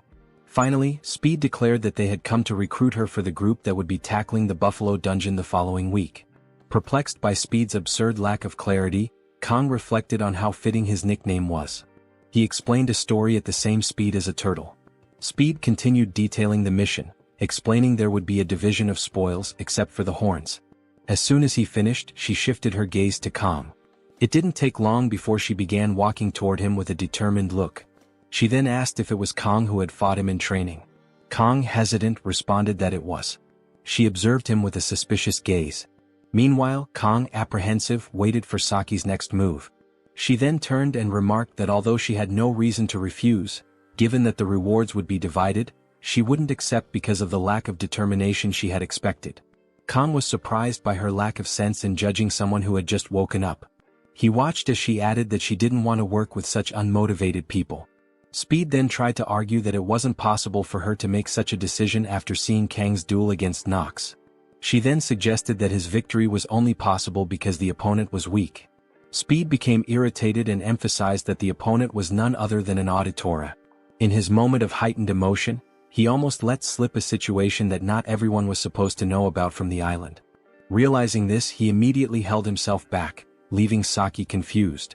Meanwhile, Kang observes with a look of someone who has completely lost patience for all this back and forth. Speed, somewhat composed but still shaky, tries to explain himself, using the chocolates he brought as leverage. Saki counters, retorting that she's not his pet and questioning why she would be obligated to accept his request.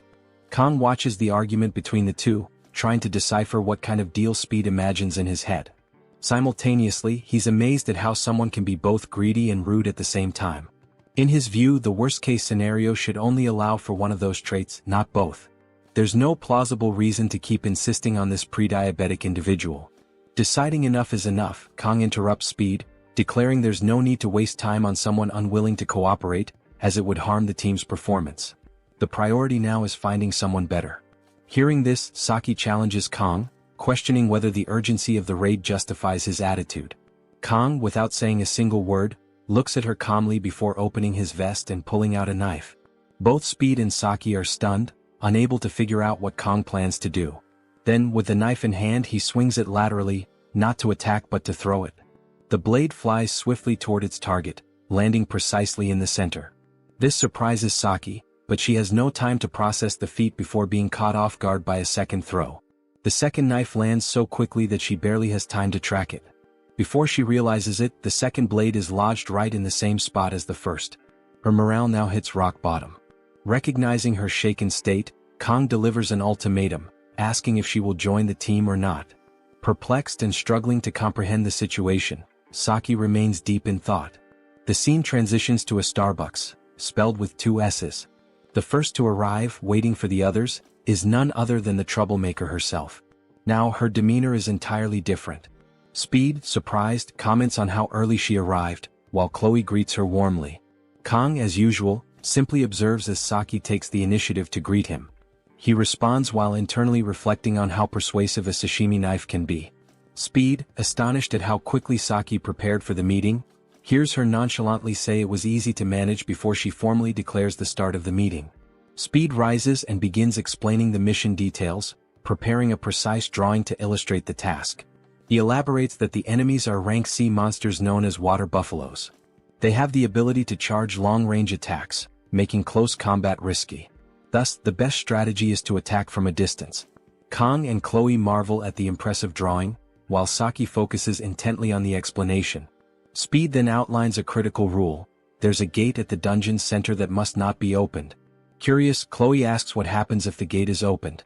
Speed admits he doesn't know the exact consequences, mentioning only that there appears to be a seal, though it's merely a hypothesis. Saki, however, emphasizes that the academy mandates the gate remain closed, and there's no reason to disobey that order. Kang listens and agrees aloud not to disobey, but his expression betrays his true thoughts. Everyone notices his reaction, and it doesn't take long for Kang to realize he's let slip his curiosity about opening the seal. He finds himself the center of attention, with everyone staring at him in confusion. Speed Weapon, unable to contain his curiosity, presses Kang for an explanation, asking if he knows anything about the seal. Kang denies it, but deep down he knows something. He silently concludes there's undoubtedly a boss behind that gate. While outwardly stating it's obvious no one should touch the seal, he begins contemplating the conditions necessary to open the gate. Satisfied with Kang's answer, Speed relaxes, relieved he misunderstood Kang's earlier reaction. Kang's mind, however, remains occupied, analyzing the dungeon's potential scenarios for unlocking the gate. Meanwhile, Saki watches him with curiosity while indulging in her favorite pastime. Kang is baffled by how much she enjoys those sweets, and she responds that intelligent people need them. Kang jokes about her barely being able to talk while eating until he notices something strange. Chloe is on high alert, her knife in hand, prompting him to become vigilant as well. They are being watched. Chloe is confused and asks what is wrong. Kang then tells her to stay calm and wait. The observers will reveal themselves at the right time. After the meeting ended, sometime later, the team prepared to face the dungeon. On the way to Chorwon, Kang seemed already familiar with the place. As he reflected on his time in the military, he remembered swearing never to set foot near that place again. Yet, despite his personal vow, he had no choice but to press forward. His mission was clear. He needed to collect the necessary materials. But that didn't stop the weight of his broken promise from settling heavily on his mind. Just as he was lost in these thoughts, the bus came to an abrupt stop, pulling him back into reality. A conversation began at the front of the vehicle. It was the local guards conducting their routine inspections. The guards scrutinized the passengers carefully, ensuring that they were indeed academy students. After a brief exchange, their identities were confirmed, and the group was permitted to pass through the checkpoint. As the bus continued its journey, Kang silently observed the operation, paying attention to the movement of the guards and the way they monitored incoming travelers. It didn't take long for him to piece things together. This was likely a civilian access checkpoint meant to regulate entry into the dungeon. The security was strict, reinforcing his growing awareness that he and his team were being watched. And not just by these guards, Kang was all too aware of the watchful eyes of the elders, ever present, ever scrutinizing. His thoughts were interrupted by Speed Weapon, who approached and asked if he wanted to eat an egg. Caught off guard, Kang hesitated, and Speed quickly mentioned that it was a traditional practice in Korea. Kang thanked him while thinking that it was a somewhat outdated tradition. Kang's observations about security and the surveillance on him made his interaction with Speed appear more cautious. Speed noticed this and reassured him that the dungeon was only rank C, so there was no need to worry. He assumed that was what troubled Kang. Kang didn't explain much and simply agreed with Speed Weapon's statement. Speed then decided to offer his egg to Saki, emphasizing how delicious it was. However, Saki refused. Her eyes then shifted toward Kang, observing him as he resumed his conversation with Speed Weapon. While Kang silently hoped he wouldn't be forced into action inside the dungeon, Speed was clearly looking forward to seeing him go all out again. Kang, sensing her gaze, glanced in her direction. The moment their eyes met, Saki quickly averted her gaze, pretending to be more interested in the passing scenery outside the bus window. Kang, however, was unsettled by Saki's suspicious gaze, as being marked by the elders was already bad enough. Finally, the bus stopped and Chloe took the lead, stepping out first and celebrating their arrival, enjoying the local atmosphere. As the group disembarked, Kang realized that this was a place where demonic beasts had once nested, but now it was nothing more than a simple dungeon. Restless, Speed Weapon asked what Kang was carrying in his bag, given that his backpack looked quite bulky. Kang asked if Speed really wanted to know, while Saki observed and Chloe was preoccupied with admiring the view. Kang then decided to open the bag to reveal its contents. Unsurprisingly, it was knives. Lots of knives. A huge amount, in fact. With this quantity, one could make a good profit selling knives, and Speed immediately pointed that out. Kang simply replied that excessive caution never hurt anyone. This made Speed compare Kang to an old man in the way he spoke, but he understood that Kang must have his reasons for being so prepared. Chloe interrupted the conversation, urging them to move forward and leading the way, while Kang placed his trust in her leadership. The group then proceeded to the dungeon's entrance area, and as they approached the gate, they encountered 2 guards. The guards noticed the group and, analyzing their appearance and clothing, concluded that they were students, requiring each of them to write their names in a logbook. Chloe, Speed, and Saki wrote their names, and when it was Kang's turn, one of the guards seemed surprised, his expression carrying a hint of malice upon recognizing him. Kang noticed his behavior and immediately became more aware of the atmosphere forming around them. Speed, noticing Kang's delay in writing his name, called his attention. Kang responded that he was on his way. They then proceeded into the dungeon, which had a rather unpleasant smell, while Speed reminded everyone to be cautious. Kang entered last, still thinking about the guard's trembling gaze. As they advanced and the doors closed behind them, he declared that nothing bad could happen. As they walked, the scenery caught Kang's attention, as some inscriptions on the walls suggested that the dungeon was actually a tourist site for nobles. Suddenly, a hand tugged at Kang's jacket sleeve. When he turned around, he realized it was Saki, complaining about being tired. So soon, and this diabetic was already exhausted. Kang replied that her fatigue was quite noticeable, and she asked if he had something sweet to give her energy. Without responding immediately, Kang opened his backpack and started rummaging through his belongings, searching for something that would suffice. As she waited, Saki began to sway slightly back and forth, humming softly, as if she were about to receive a precious gift.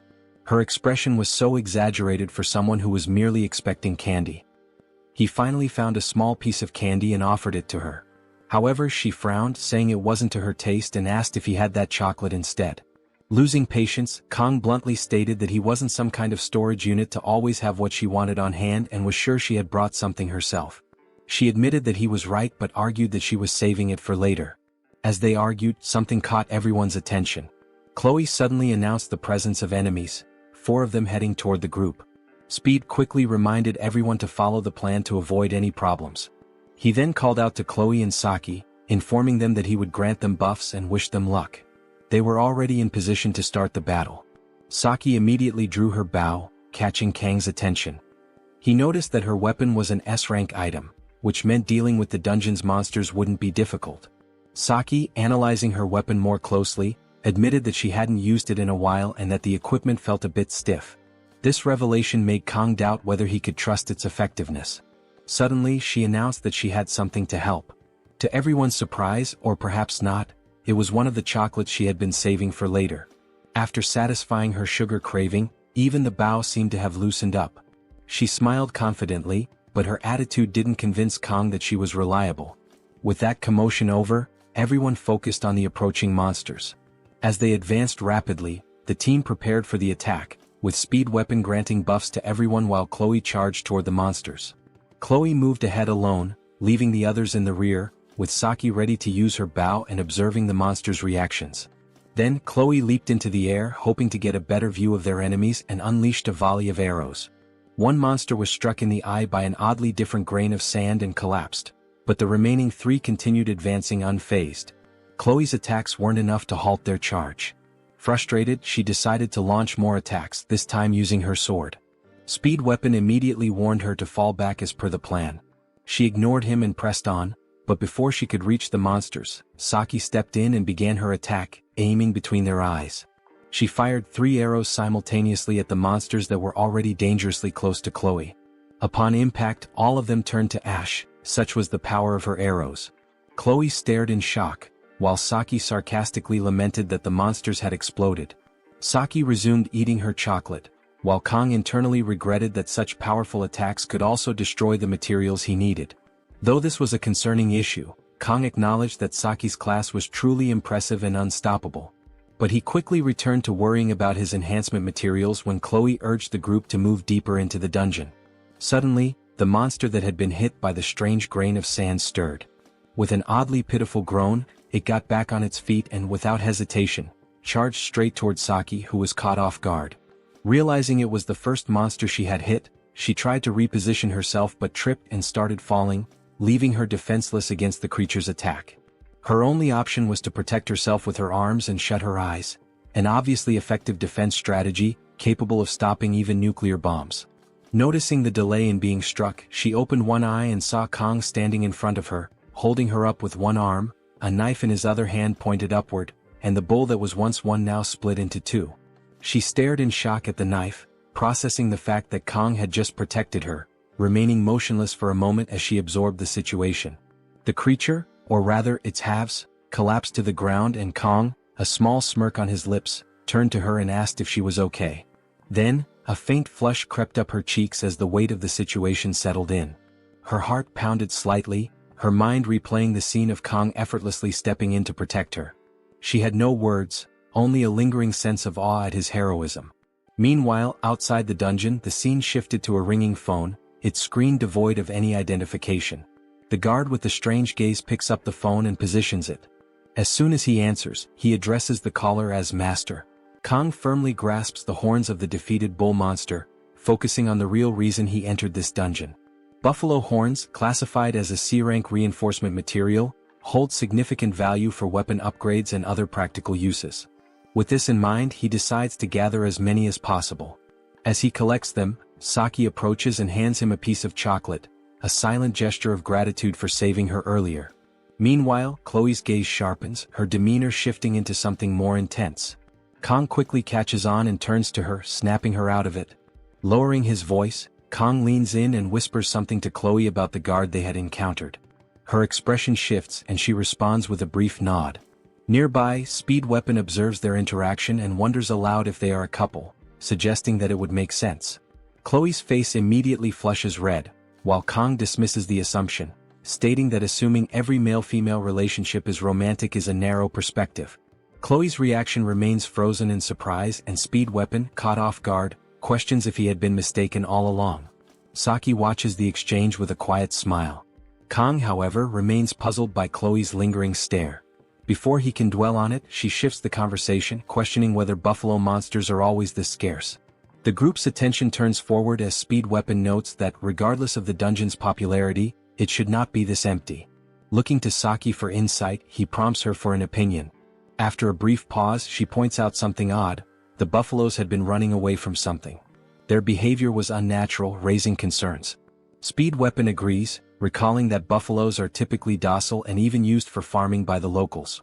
Kong momentarily processes this information, internally questioning the absurdity of using demonic creatures for agriculture.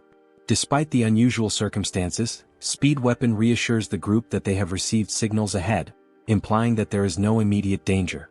Kong turns his attention to Speed Weapon and Saki, curious about how they know each other. With confidence, Saki proudly explains that she secured the top position in the written exam, while Speed Weapon came in second. She adds that he bragged about it for weeks.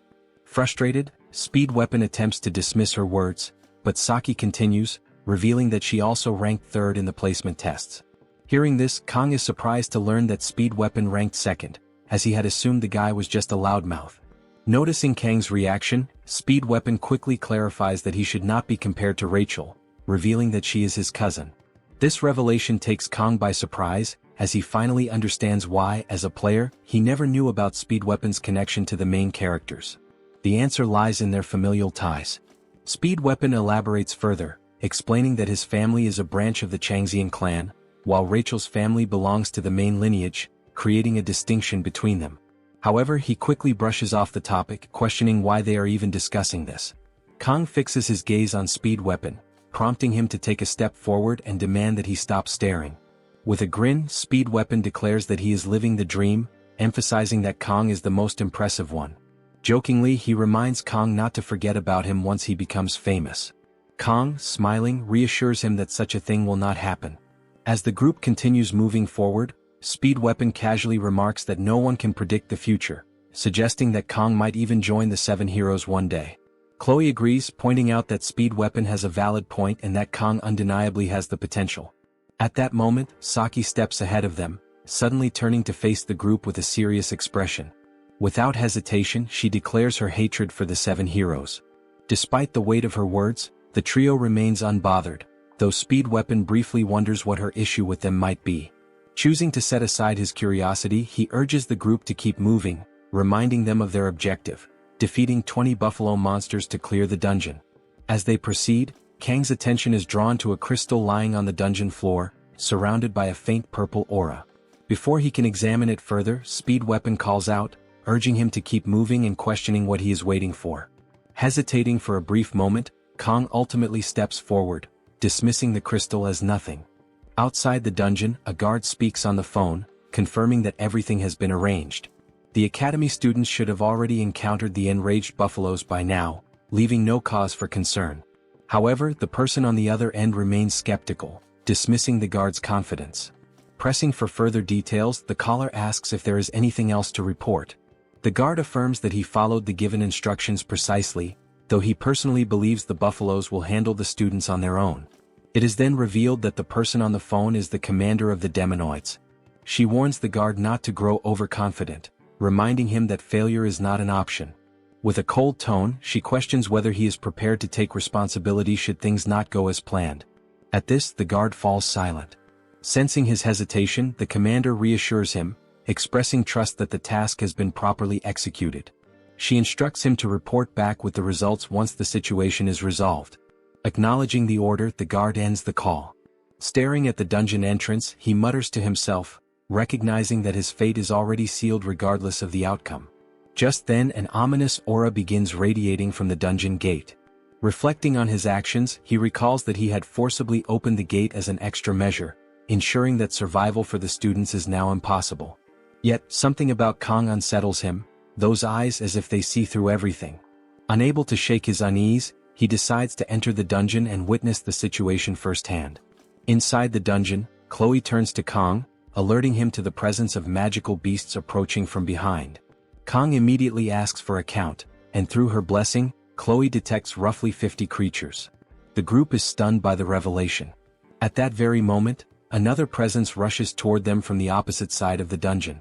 When they turn to look, their eyes widen in shock. A massive horde of buffaloes is stampeding directly at them. Speed Weapon, dumbfounded, struggles to understand the situation. Buffaloes don't normally swarm like this, yet these creatures appear completely enraged, charging at full speed. Still in shock, he questions Kong, recalling that these buffaloes were supposed to be harmless. In response, Kong remembers a lesson from his past life, where his master once taught him that every blade has its purpose, just as a sashimi knife is meant for handling fish. Snapping back to the present, he smiles at the thought and declares that it looks like he will be using the fish knife to handle the buffaloes. According to Chloe, Kong instructs her to distract the herd, warning her not to charge in directly. Instead, she should move unpredictably to disrupt their formation without engaging in combat. Chloe acknowledges the strategy, nodding in understanding. Next, Kong turns to Speed Weapon, ensuring he is prepared. With a grin, Speed Weapon confidently responds, showing no hesitation. Meanwhile, Saki struggles to understand why Kong remains so composed despite the overwhelming odds. He assigns her to hold the front, ensuring that nothing gets too close. Though she acknowledges the command, she remains puzzled and turns to Speed Weapon, questioning Kang's unwavering confidence. Speed Weapon, wearing a knowing smile, advises her not to be surprised. Still, Saki remains confused, unable to grasp Kang's plan. With his resolve unwavering, Kong steadies himself, refusing to overthink the situation. He came prepared. No matter how many enemies stand before him, he will take them all down. With that determination, he draws his weapons and activates the blessing of the sword god. As one of the buffaloes charges at him, ready to attack, Kong makes his move. Without hesitation, he surges forward, swiftly launching his daggers at the oncoming beast. Meanwhile, Saki remains in shock, unable to comprehend how Kong intends to handle the horde alone. Saki, stunned, lets the chocolate bar slip from her hands as she struggles to process Kang's overwhelming efficiency in combat. Perched atop a pile of defeated buffalo-like creatures, Kong remains unshaken, scanning for any remaining threats. In mere moments, he had effortlessly neutralized the ferocious charge of the monsters. Meanwhile, Chloe refuses to be outdone. Activating her ability, she charges into the horde targeting her, executing her signature move, Schrodinger's cat. With fluid precision, she takes down multiple enemies at once, delivering her attacks with the style and flair of a Power Ranger. As Kong readies himself for the next wave, he leaps forward, slashing through his opponents with a flurry of strikes, reducing them to mere fragments. However, as his assault concludes, he finds himself surrounded. Saki and Speed Weapon watch as the creatures swarm him, forming a towering mass of flesh over his position. Saki tenses, preparing to intervene, but before she can act, Kong retaliates with a single spinning strike, obliterating every enemy around him. Once again, Saki is left speechless at his prowess, while Kong remains as composed as ever. Yet this time something does concern him: resources. Without hesitation he begins collecting horns, intent on using them to upgrade his weapon. He reflects on how useful his ability upgrade has been, increasing from 30 to 40 seconds, allowing him to dispatch 50 creatures with ease. Chloe approaches, praising his performance. Kong acknowledges the teamwork involved, reciprocating the compliment before running a hand through her hair in a rare display of warmth. From a distance, Speed Weapon and Saki observe their interaction, as if already expecting such an exchange. Still, Saki finds herself bewildered by the turn of events, a frenzied battle concluding with an affectionate conversation. Speed Weapon, however, remains unfazed, teasing Saki for her reaction. She defends herself, questioning how anyone could remain indifferent to such an overwhelming display. Speed Weapon simply remarks that he always knew Kong would find a way to triumph spectacularly and leave everyone impressed. As Saki struggles to grasp how he could be so powerful, Speed Weapon admits he has no clue either. While they continue watching Kong and Chloe atop the remains of their enemies, Speed Weapon daydreams about how incredible it would be to livestream Kang's feats, leaving Saki perplexed by his remark. Snapping back to the moment, Speed Weapon calls Kong over so the group can regroup and move forward. As they walk, he points out that their goal was to collect 20 buffalo, yet they have far exceeded that number. He jokingly accuses Kong of showing off. Kong dismisses the concern, claiming that numbers don't matter. It's simply his way of making up for staying neutral and doing nothing during the exam. In truth, he had saved everyone from the siren, though that detail was meant to remain a secret. Speed Weapon nearly blurts it out before catching himself, remembering the need for discretion. Continuing the discussion, he recalls the terror they felt upon seeing the massive stampede charging toward them, even comparing it to the way the Lion King met his end. As a man of culture, he appreciates the reference, though Saki remains completely clueless, interpreting Lion King as some kind of dominant species. Suddenly, Chloe notes the eerie silence that has overtaken the dungeon. Saki, sensing something amiss, attempts to articulate her suspicion when a deafening rumble interrupts them. Their attention shifts to a strange disturbance emanating from what appears to be a gate. Turning to face it, they are met with the sight of the very thing mentioned during the briefing: the chained gate. The group is left in shock as Kong immediately realizes the gravity of their situation. The scene shifts to the corrupt vigilante as he continues advancing through the dungeon, coming across the traces left behind by the team. Their ability to handle such a large number of monsters surprises him. He recalls the deal he made in pursuit of 20 billion, an agreement offered by a self-proclaimed instructor. The mission itself is simple to understand. When questioned about his role, she explained that he needed to tame the dungeon's monsters and, at the right moment, drive them into a frenzy using a demonic stone. The exact moment would be when Kong entered the dungeon. Additionally, she instructed him to unlock the chained stone gate. Realizing the gravity of the situation, he questioned whether the goal was to sacrifice the group. Rather than answering directly, she simply remarked that she would find someone else for the task, given his apparent reluctance. In response, he quickly grabbed her hand, taking the stone and proving his willingness to comply. Without much thought, he submitted to her orders, and she warned him to stay alert for calls from unknown numbers, through which she would provide further instructions. He, now entirely obedient, agreed without hesitation. As he continued walking through the dungeon, he displayed no remorse. His motivation remained clear: using the mission's payment to escape his gambling debts and continue playing. Trying to justify his actions to himself, he pressed forward, convincing himself that the targets were nothing more than helpless kids with no chance of survival. The focus then returns to the gate, where the group questions whether they are on the right path. Kong quickly realizes that their journey had been surprisingly smooth because they were being led into a trap. Recalling the vigilante's gaze, he regrets not trusting his instincts. However, he remembers that the gate can only be opened in the presence of a demonic stone. He had previously seen its fragments but never expected the gate to be left wide open. Though he briefly considers the dungeon's reward, he dismisses the thought, prioritizing survival above all else. His attention shifts to the red line crossing the gate, and he reminds himself that he has already used his blessing. However, he believes Murasame will hold out for some time if a fight breaks out. His only option is to shatter the gate before it fully breaks apart. A sudden, thunderous sound erupts through the dungeon, drawing everyone's attention. Chloe panics, questioning what is happening, while Speed Weapon finds himself equally unsettled. At last, the colossal figure reveals itself, wielding a massive twin-bladed axe. The group immediately recognizes it as a buffalo, yet unlike the others, Its overwhelming presence radiates an energy powerful enough to instill fear. Kang realizes that there is no more time for preventive measures. The dungeon's ultimate reward is the Blessing of Transition, an ability that allows a blessing to be transferred from one person to another, but it can only be used once. The creature before them is none other than the Minotaur, known as the Buffalo King. If you enjoyed this video, don't forget to give it a thumbs up, it really helps. And for more content like this, make sure to subscribe and hit the notification bell so you don't miss any updates. Let me know in the comments if you'd like to see another part. I'd love to hear your thoughts. See you next time. Bye-bye.